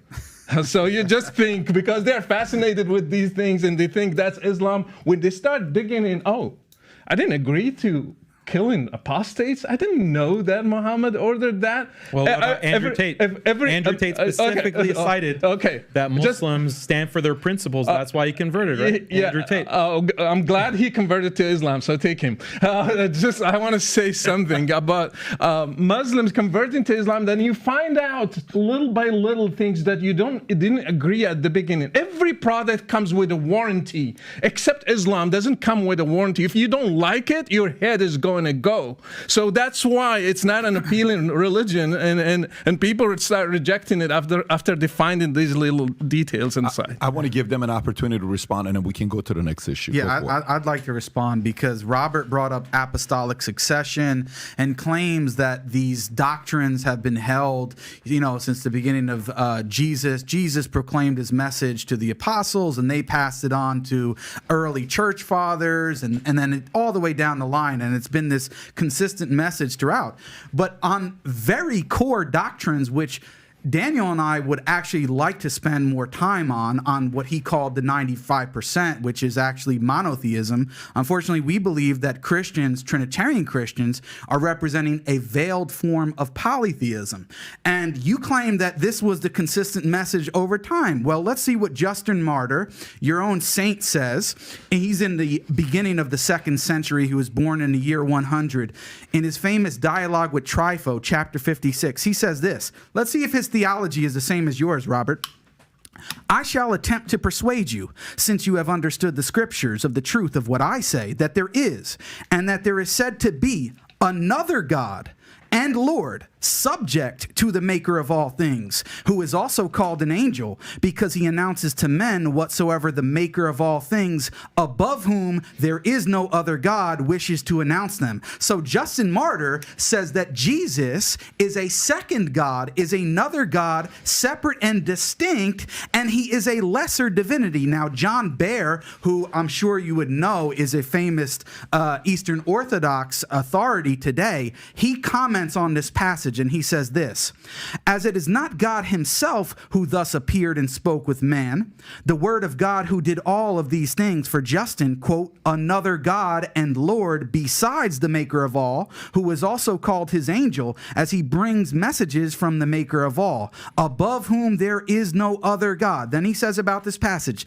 the divinity of Jesus Christ, another God, is no longer that of the Father himself, but subordinate to it a lesser divinity. Now, that's just one example. Justin Martyr, who you would consider a saint, you may even pray to, as the Eastern Orthodox pray to dead saints, but the reality is that your theology, according to you, on the Trinity is actually more correct than the person that you're praying to. And I can go through a whole more list on key doctrines, like the doctrine of the incarnation, the atonement, and the Trinity itself, that the early church authorities like Justin Martyr, Irenaeus, Tertullian, and on up until the 4th century never preached the doctrine of the Trinity, sir. So when you make the claim that your message has been consistent without, what we see in the very beginnings on the fundamental point of who God is, you did not have the same doctrine. It took to get to the 4th century, and that's why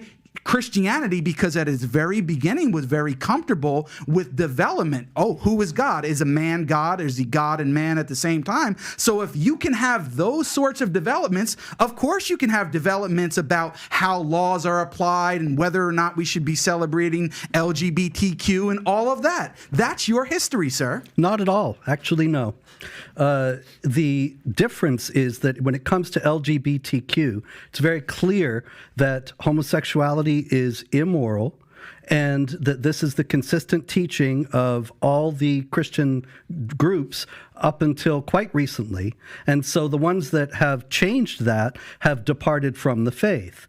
And you cannot have a development that contradicts what went before. The developments happen harmoniously. At the beginning of the church, there was a great deal of difficulty in understanding exactly how it was that God had become man. And so you have people trying to formulate it. And Justin Martyr tries to formulate it, and he does so erroneously. You have some assumption, probably coming from Islam, that the saints are infallible, and actually that's not the case. And so you want to quote me fathers of the church from before Nicaea all you want. The fact is that the Trinity was formulated at the Council of Nicaea in 325, and there isn't anything that was taught by the authorities in the church. Justin Martyr was a great saint, but he was not one who was formulating the doctrine and charged with the responsibility to give us what the teaching of the Christian faith is. The Ecumenical Council had that authority, and they formulated it in this way. Now, does this mean that Justin Martyr is a heretic? No, because he comes before that. This is wrong? No, because he was wrong. Yeah, absolutely. So when he said he's another God, he was wrong. There's only one God. Right. We are actually monotheists. I know that Islam teaches that everybody else is a polytheist. I think you are. Well, we're not.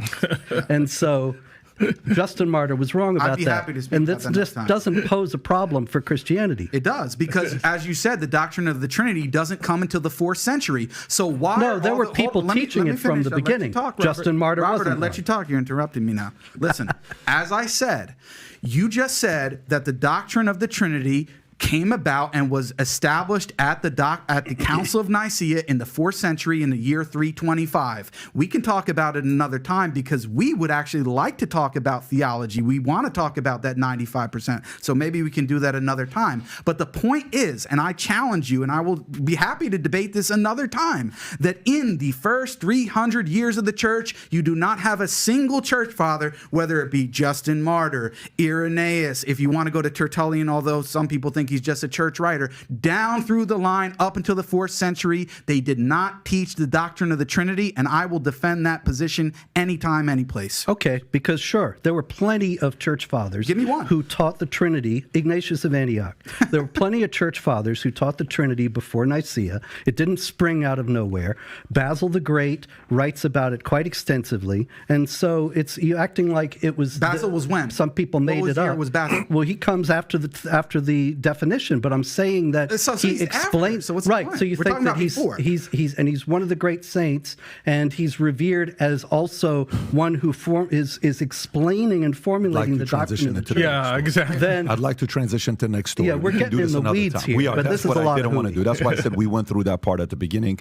We have a few different things to go through. So, Dylan Mulvaney, okay, transgender, Bud Light, he comes out, he's going viral. He cost Bud Light, Anheuser-Busch, I don't know, $29, $30 billion. It's a lot of money it cost him, right? If Dylan Mulvaney today has a change of heart, okay, goes to sleep, cannot sleep all night, is praying, boom, he wants to find God. Would the religion of Christianity or Muslim welcome Dylan to convert to become a Muslim or a Christian? Would Muslim welcome Dylan Mulvaney? Yeah, if he accepts that he cannot be other than his biological sex, that would be acceptable. Like when you become Muslim, it just requires saying the testification of faith. There is no God but God. There is no God but Allah, and Muhammad is his final messenger. Then you become Muslim, and that wipes away everything that you've done previously. You start with a completely clean slate.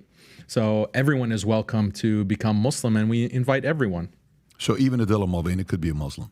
Yeah. On your end, Dylan Mulvaney lived a different kind of a life, wants to become a Christian, change his life. What position does the Christian faith take? Welcome. yeah, anybody can repent and become a Christian. Actually, Christianity is for sinners, people who admit their sins and want to follow Jesus so he can live a better life and has his life changed. And that's what happened to me and happens to millions. Well, in case he's watching, you have two choices now, Dylan. Which direction you want to go, okay? But I wanted agree. to clarify that for him. I agree with Daniel. Yeah. He needs to admit he's a guy. Great. And I'm sure if he's going to go through that, he'll do it. Next question for you. Enemy.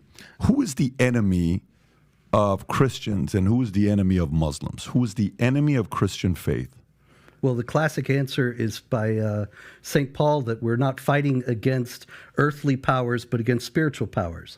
And ultimately, there's a spiritual aspect to everything that an individual experiences in his life. Most of the time, they're not aware of it.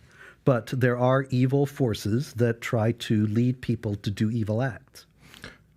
Yeah, the enemy is anyone who threatens freedom, our freedom of speech, freedom of religion, and anyone who is trying to kill the ones who are different than his religion or his thinking or his way of thinking.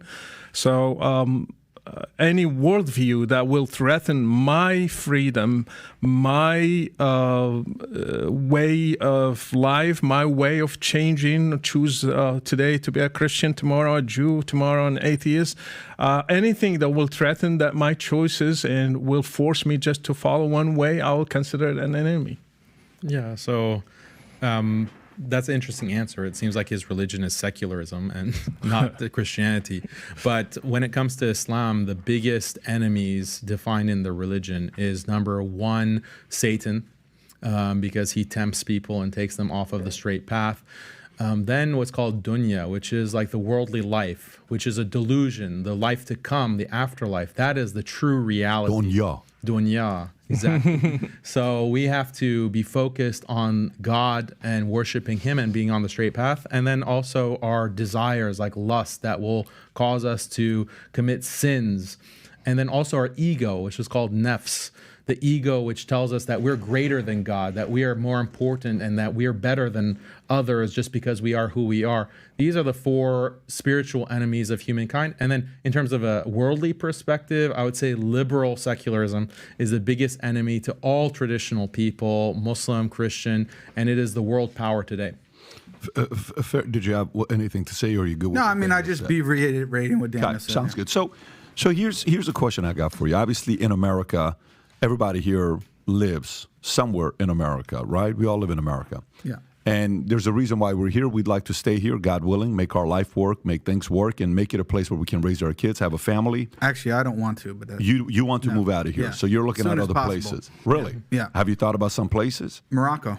Oh, so you want to go where he is from? Yes. Okay, any reason for it? What's your reasoning? My wife is from Morocco, and I've been there many times. I've spent a lot of time there, and I enjoy it. And I want to. I haven't had any children yet, and I am actually afraid about the American society and the way it's going, especially over the past 10 years. And I don't want to raise my children here. And by the way, to be fair, a lot of parents are also concerned about what's going on in America today. So good for you for actually wanting to go there. So here's one part that's confusing to me. About 3/4 of people, of Muslims, voted for Hillary Clinton when she ran for office. About 3/4. This is not too long ago they voted for it. That's Muslims, right? Today, 74% of Muslims vote Democratic. Okay, when I look at values and principles, I'll give you top 10 issues for the 2024 ticket for Democrats and Republicans. And I kind of want to get your thoughts here, because this is an area where I feel like,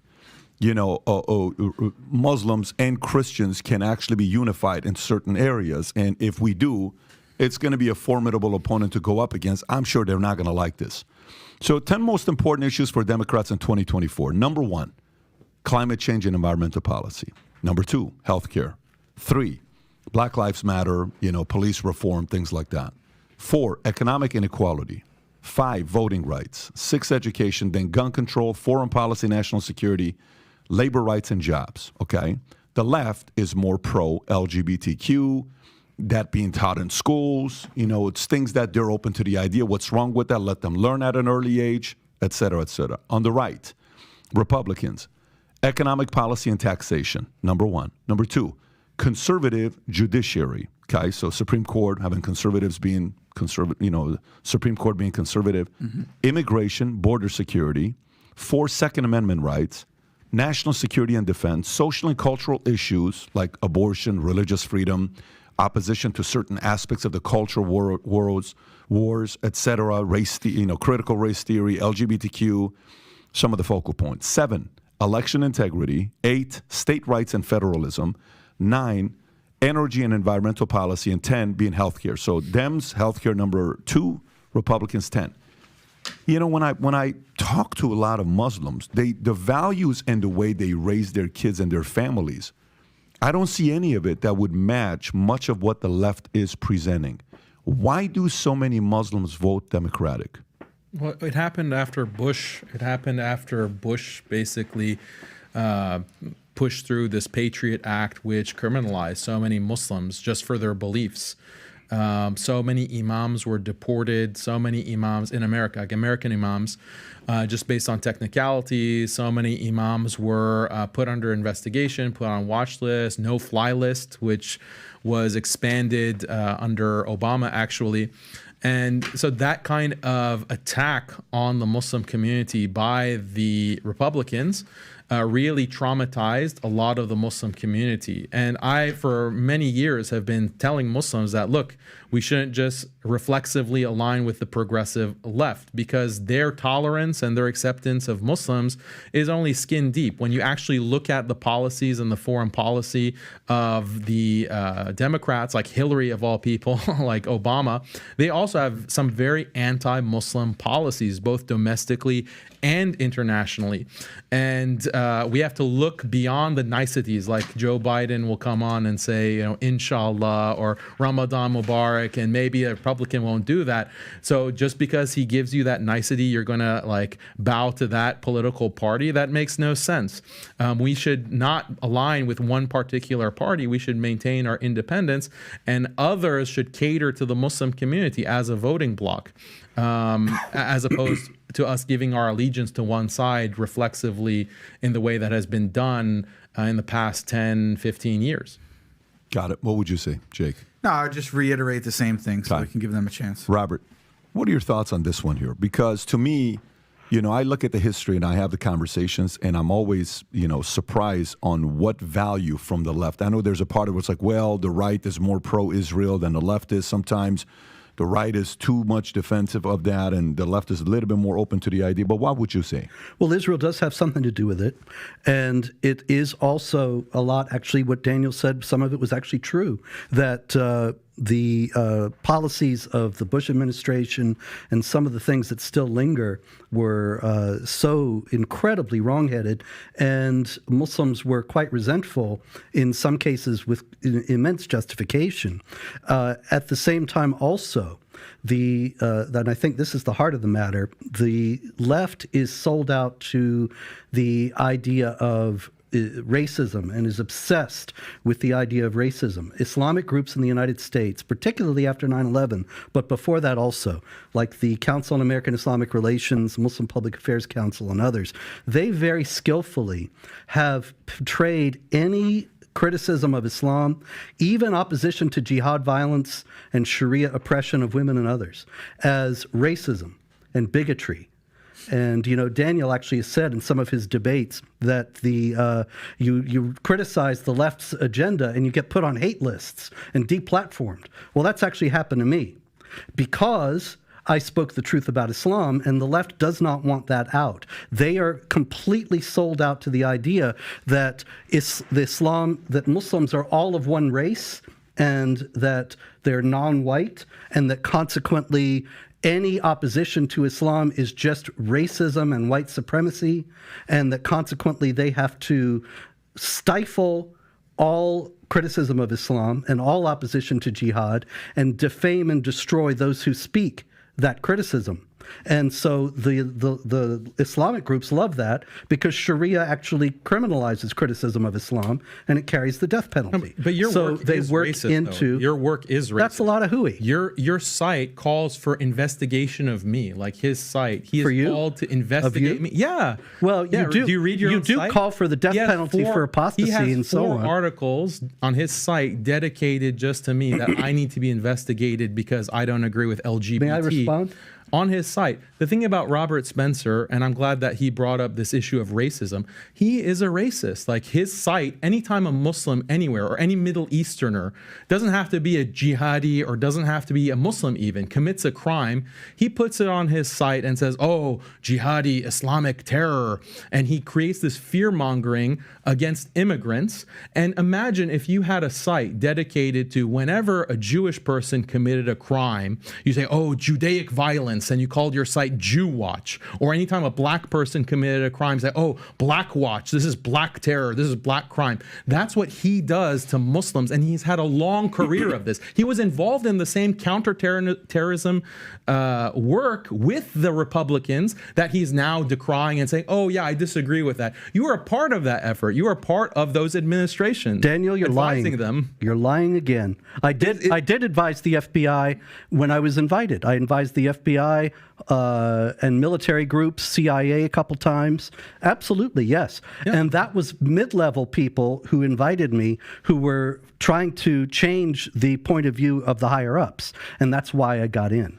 Yeah, that's not like constitute me as terrorists. And I wrote... I have the CIA. No, you're lying. These 3-letter agencies Daniel, on me because of the kinds of work... You're defaming me and you're lying, and I need to have Am I not a mentioned chance on to your respond. site? Yeah, there are 4 articles there. How many articles are at Jihad Watch? About 80,000, going back 20 years. Muslims like there are 4 that mention you, and 3 of them I didn't write. So I'm not entirely versed on everything they say. Mainstream Muslim speakers like me, and you depict them as terrorists, you are not as mainstream. hate mongers who need to be investigated. You are a hate monger, and you approve. Did you not approve of the Taliban? I approve of many Muslim governments. Do you approve of the Taliban? Yes or no? You always do approve of the Islamic Emirates of Afghanistan. Okay, great. Yes, I do. So I track jihad. Do you approve of excuse me. Do you approve of the Russian Orthodox Church invading Ukraine? No. No, you don't? So you denounce the Russian Orthodox? Yeah, sure. Okay, your own church, great. The hierarchy. That's not my church. It's par for You're not Orthodox. Robert. I am Orthodox. You have you have no understanding of Christianity. You've denounced the Bible. I am Greek Orthodox. Jesus. Okay, no, I guess it's you're fine. lying again. You set up these straw man. But the point is that he's racist. He's been cited by terrorists. Anders Breivik, who killed about 100 people in Norway, cited Robert Spencer. He said, read everything from Robert Spencer about Islam. Am I going to have he gets a chance endorsed to reply from terrorists. He keeps multiplying these things. things, and so you have to allow for some time. Would you accept with a site called Jew Watch? Answer that. It's not an analogy. If my sites were Muslim Watch, then yeah, you would have a point. But it's not. It's Jihad Watch. And jihad is people killing innocent people, terrorist activities, flying the planes into the buildings on 9/11, and so I track jihad activity. Muslims didn't fly any planes into anything. Excuse me, you are interrupting again. And you were trying to make sure that I can't answer this defamation because you know that it's lies and you want to make sure the truth doesn't get out.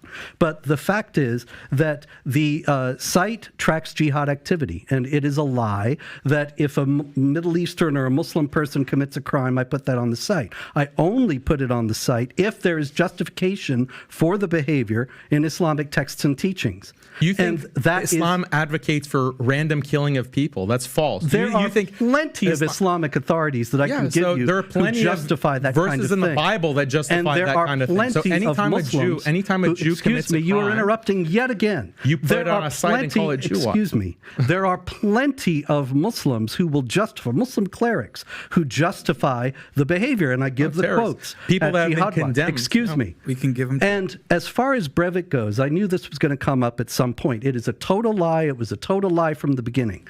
And I was ready for it. So I actually have what Breivik actually said. The Muslims showed us that deadly shock attacks are the only tool we have at the moment, which will guarantee that our voice is heard. That's on page 1351 of his insane Read what he says about you. Yeah. Read what he says about you. He quotes me, and he quotes a lot of other people. He says, I recommend everything Robert Spencer has written on Islam. Did he say that or not? Did he say that or not? Yes, he did say that. Okay. Now, do you realize what you're saying here, what you're getting yourself into here? No, because I just want to make me. You have the same. Excuse me. You keep talking over me because you do not want the truth to get out. You asked me a question. Now, you asked me a question. Breivik you have the same ideology as Breivik. Actually said, you have the same anti-immigrant ideology as Breivik. Breivik actually criticized me because I would not call for violence. Can you unpack for the audience what you guys are talking about? Breivik is this crazy man in Norway who killed 77 people at a youth camp. They were not Muslims, incidentally. They were just kids. He was a nut. He was a lunatic, and he wrote this 1,300-page manifesto, which is very suspect. Because, for example, one of the reasons why I'm mentioned many times in it is because in it is the entirety of the script of a documentary I was in 2002. And I asked the producer of the documentary, how did this lunatic get the transcript of the documentary? And he said, I don't know. Not only was it never published, but it was never even made. We never made a transcript. And this guy who speaks broken English in half of his manifesto is suddenly perfectly transcribing over 100-page documentary in which I'm mentioned multiple times and speak multiple times. It's very suspect. And we don't know if it was who was behind it, who was with him. I'm suggesting his manifesto was, yeah. You don't think he Obviously, the killing was real, but I think he might have written part of it, but he certainly had help. He didn't write Now, anyway, the thing is that he said that the Muslims inspired him to do violence. He says that very clearly. I just gave you the quote. If being quoted by a bad person makes one evil, then the Quran is quoted all the time. My position. The Quran You're is quoted. strawmanning my position. The Quran is quoted all the time by terrorists. So if I am guilty because Breivik, if I am guilty because Breivik quoted me, then the Quran is guilty because terrorists quoted all the time. I'm going to give Daniel a chance to respond, and then we have 17 minutes left. I haven't even finished responding to everything else he said before. Did you have a follow-up on what you wanted to say? So the thing is, my point wasn't that, he just cited Robert and that makes Robert bad. That wasn't my point. My point was that Robert shares the same ideology as that terrorist. The terrorist had the view that immigrants are a problem, specifically Muslim immigrants. They cause a problem for Western society. We need to stop immigration. This is a white supremacist, white replacement type of ideology, which Robert either shares or he basically facilitates with his site, which takes any time a Middle Eastern person commits a crime. And the best example, he claims that, we check whether the person has a Muslim background and has some kind of Muslim ideology. This is false. Just recently in June, there was a Syrian who stabbed children in France. And Robert immediately posted up another Muslim jihadi attack on his Twitter. His site put up an article. Then it turns out that this guy is a Syrian who's a Christian. His name is Abdul Masih, which means slave of the Messiah. He's a Christian. And all of the major news reports, BBC, France 24, reported that this was a Christian, actually. Robert doubled down and he said, no, this is a Muslim.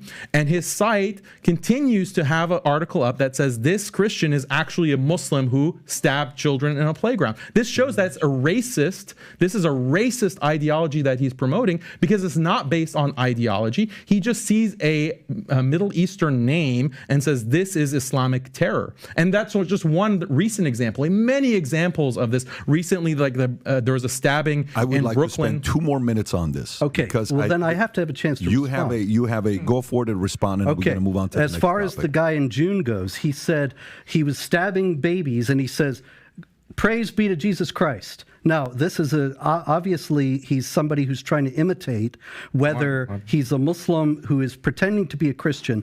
ISIS has called for Muslims to pretend to be Christians in the West and carry out terror attacks. So that's a possibility. Also, there were people who knew him who stepped forward, and there were stories about it in the French press that said he was actually a Muslim. So I reported on these things. And I reported when he said he was a Christian, it's all there. It was a developing story, and there were several articles that we had about it. But the idea that there was some deception, much less racism, that's just Daniel trying to demonize somebody who actually agrees. I agree with Daniel about Islam. That's what I'd like to do. That's the funny thing about it. That's why you call for my investigation. I didn't. I'd like to go to the next phase. But I think you should be, yeah. You agree. There you go. I'd like to go to the next phase. What do Christians and Muslims have in common? What do they have in common? Well, they would disagree, but monotheism is certainly one thing. Definitely not. And there is in Islam the appropriation of the biblical prophets, such that it's kind of invasion of the body snatchers Christianity. I mentioned the movie before. They take your personality and give you a different one. And so you have Abraham, you have Moses, you have Jesus in the Quran, but they're completely different figures from what they are in the Bible. Robert, what do Christians, Muslims, and Jews have in common in America? What values and principles do Muslims, Christians, and Jews have in common in America? Yeah, there's a general, probably in some aspects of sexual morality, with the exception of polygamy and sex slavery of infidel women and some other things like that, wife beating. But otherwise, you have the idea of the value of marriage. That's something certainly that they have in common. What would you say? What do Christian, Jews, and Muslims have in common? Values and principles in America. Yeah, we have shared values with actual traditional Christians. When it comes to Reform Christians, they're basically like Reza Aslan, Christian versions of Reza Aslan. Can you even call them Christians? With traditional Christians that actually care about the Bible and just don't call it a book of fables, we have values in marriage, preserving marriage, preserving chastity, modesty, opposing sexual immorality, preserving gender. The concept of gender is so important. That's a shared value with traditional Christians and traditional Muslims. The importance of the family, respecting parents, respecting, raising children the right way, raising children to respect these values of morality, communities coming together. These are all shared values. They're traditional values. Do you think... Belief in God and caring about God. Do you think society or again, rip this apart as much as you want. Brother Rashid, what I'm about to say here right now, you can come in and fully disagree with what I'm saying. Do you think there is how we always talk about who are the people of power, like the real people of power? I'm not talking about millionaires and billionaires or presidents. I'm talking people that are really the people of power, right? Mm-hmm. Do you think they would like to keep Christians, Muslims, and Jews, specifically Christians and Muslims, divided, pinned against each other, with the fears of them potentially being united? Or no, that's a religious division, that there will never be a element of a unification amongst Christians and Muslims against a common enemy? I mean, as somebody who studied Islam, Islam puts Christians and Jews as the first enemies from it started. A little closer to the mic. Muhammad's enemies, they were Jews and Christians. He never mentioned Buddhists or Hindus or any other religion. He mentioned basically Christians and Jews. So that Muslims inherited that enmity from Muhammad until today. If you ask them who is the enemy, they will be the West. If you go to Morocco, for example, do statistics, it will be the West, especially America and Israel, because they represent Christians and Jews. So when the Quran says, do not take Jews and Christians as friends, do you think what happened to Jews and Christians through history was just random or was based on doctrine? When the Quran says, like, you have to fight the Christians and Jews until they submit and they give the jizya, do you think that enmity started back then in the 7th century, or it just somebody caused it today? The enmity is inherited in the text. In the Umar ibn al-Khattab, he kicked the Jews and Christians from the Arabic Peninsula, and Muhammad said, I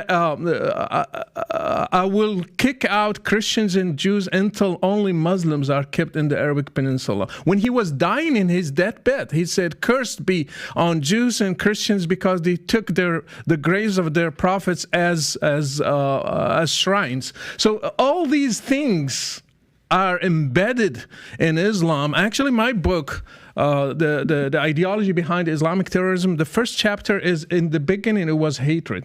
So the beginning, the root of terrorism is hating who are not Muslims, especially Jews and Christians. There is a huge hatred. Actually, in the Sunnah, hating the non-Muslims is a must, is a part of faith.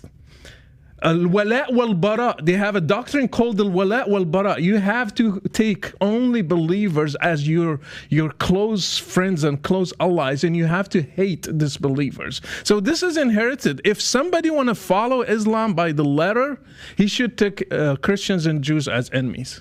Look, I'll answer your question. The powers that be, do they want to divide Christians and Muslims? Yes, absolutely.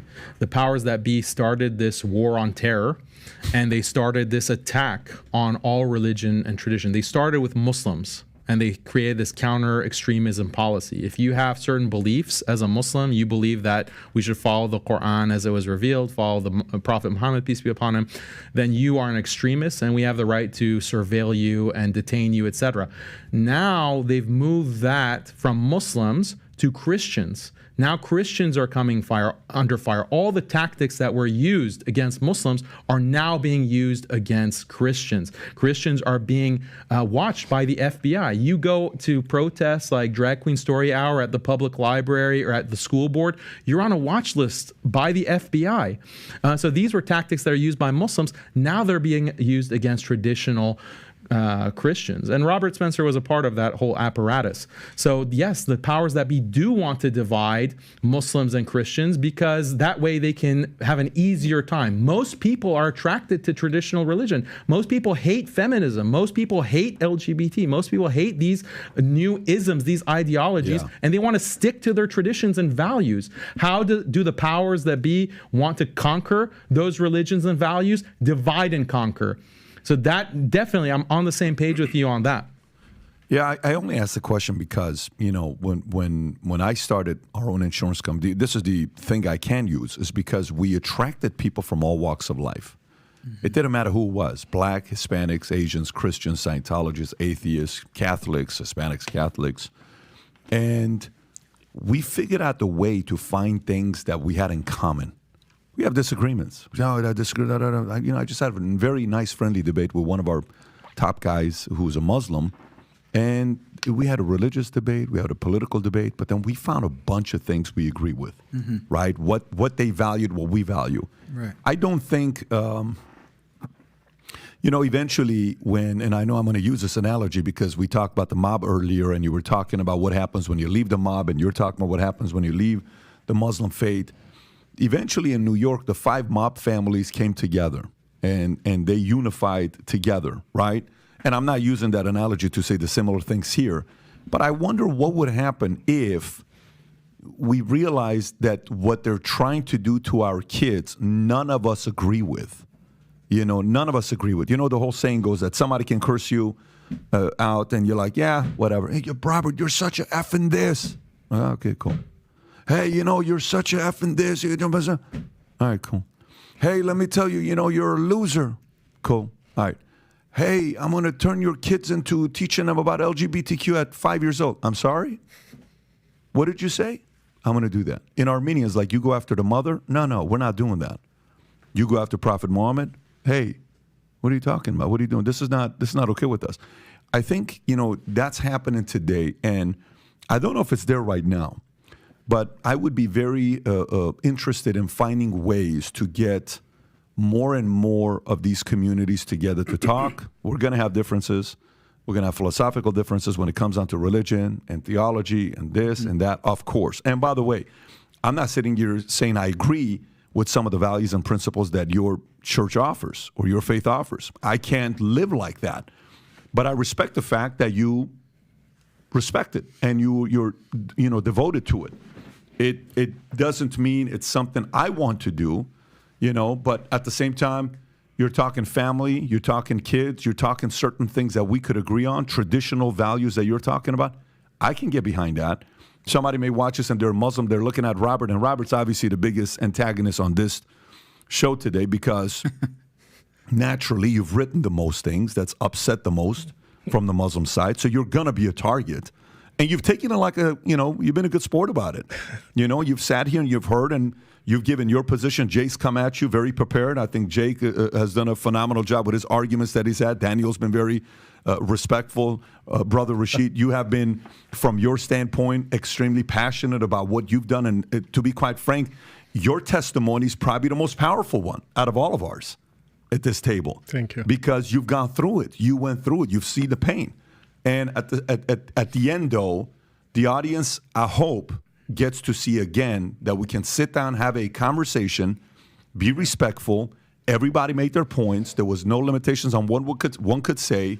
And I think the real bigger enemy is not going to like us finding ways to unify. I just don't think they are. And the role I'm playing here is an element of my own curiosity and long-term finding ways to, fastest way to eliminate an enemy is to turn him into an ally. I'm trying to find ways if we can have some kind of a relationship and unify folks from different sides and see where this can go. So having said that, we are at the end of the podcast, at the end of the discussion that we had. Appreciate everybody's sportsmanship and being respectful to one another. For the most part, everybody was respectful. Rob, let's make sure we put the links below to everyone's book so everybody knows, as well as if you do have a YouTube channel, if you'd like to promote it so people know to come and find you as well. You do have one. If you don't mind sharing yours, everybody, if you can do that, and then we'll wrap it up. Go for it. My YouTube channel is The Muslim Metaphysician. So if you just typed it in on YouTube or any social media platform, Twitter and whatever else, you should be able to find it there.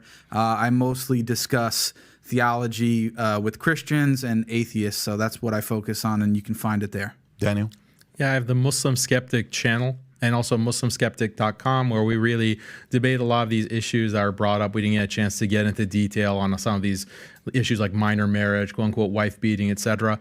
So I really analyze these topics and I explain them in a way that audiences can understand and really appreciate the Muslim perspective, the Islamic perspective.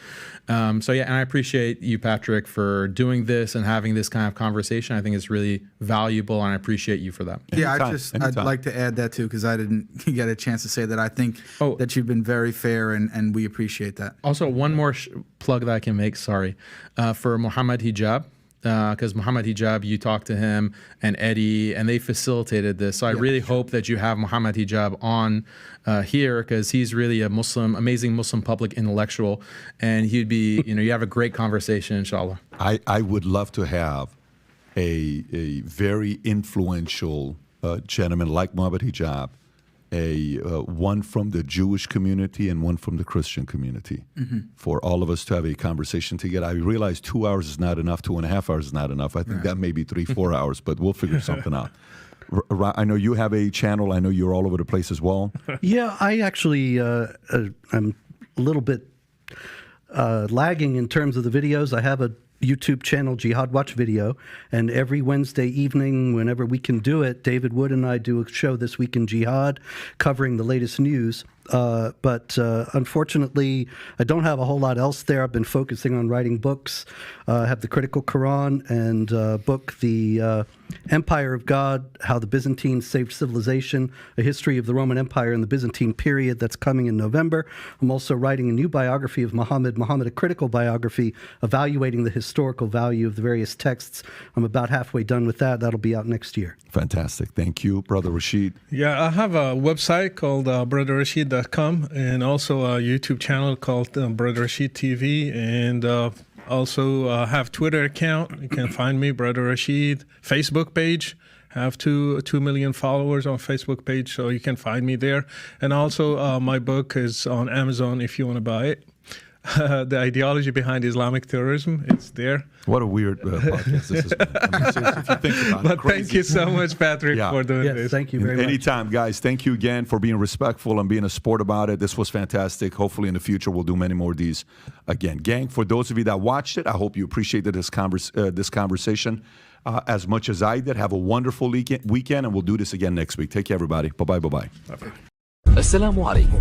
لا تنسوا الإعجاب بالفيديو والاشتراك في القناة تشجيعا لنا لنستمر بنشر المزيد إن شاء الله.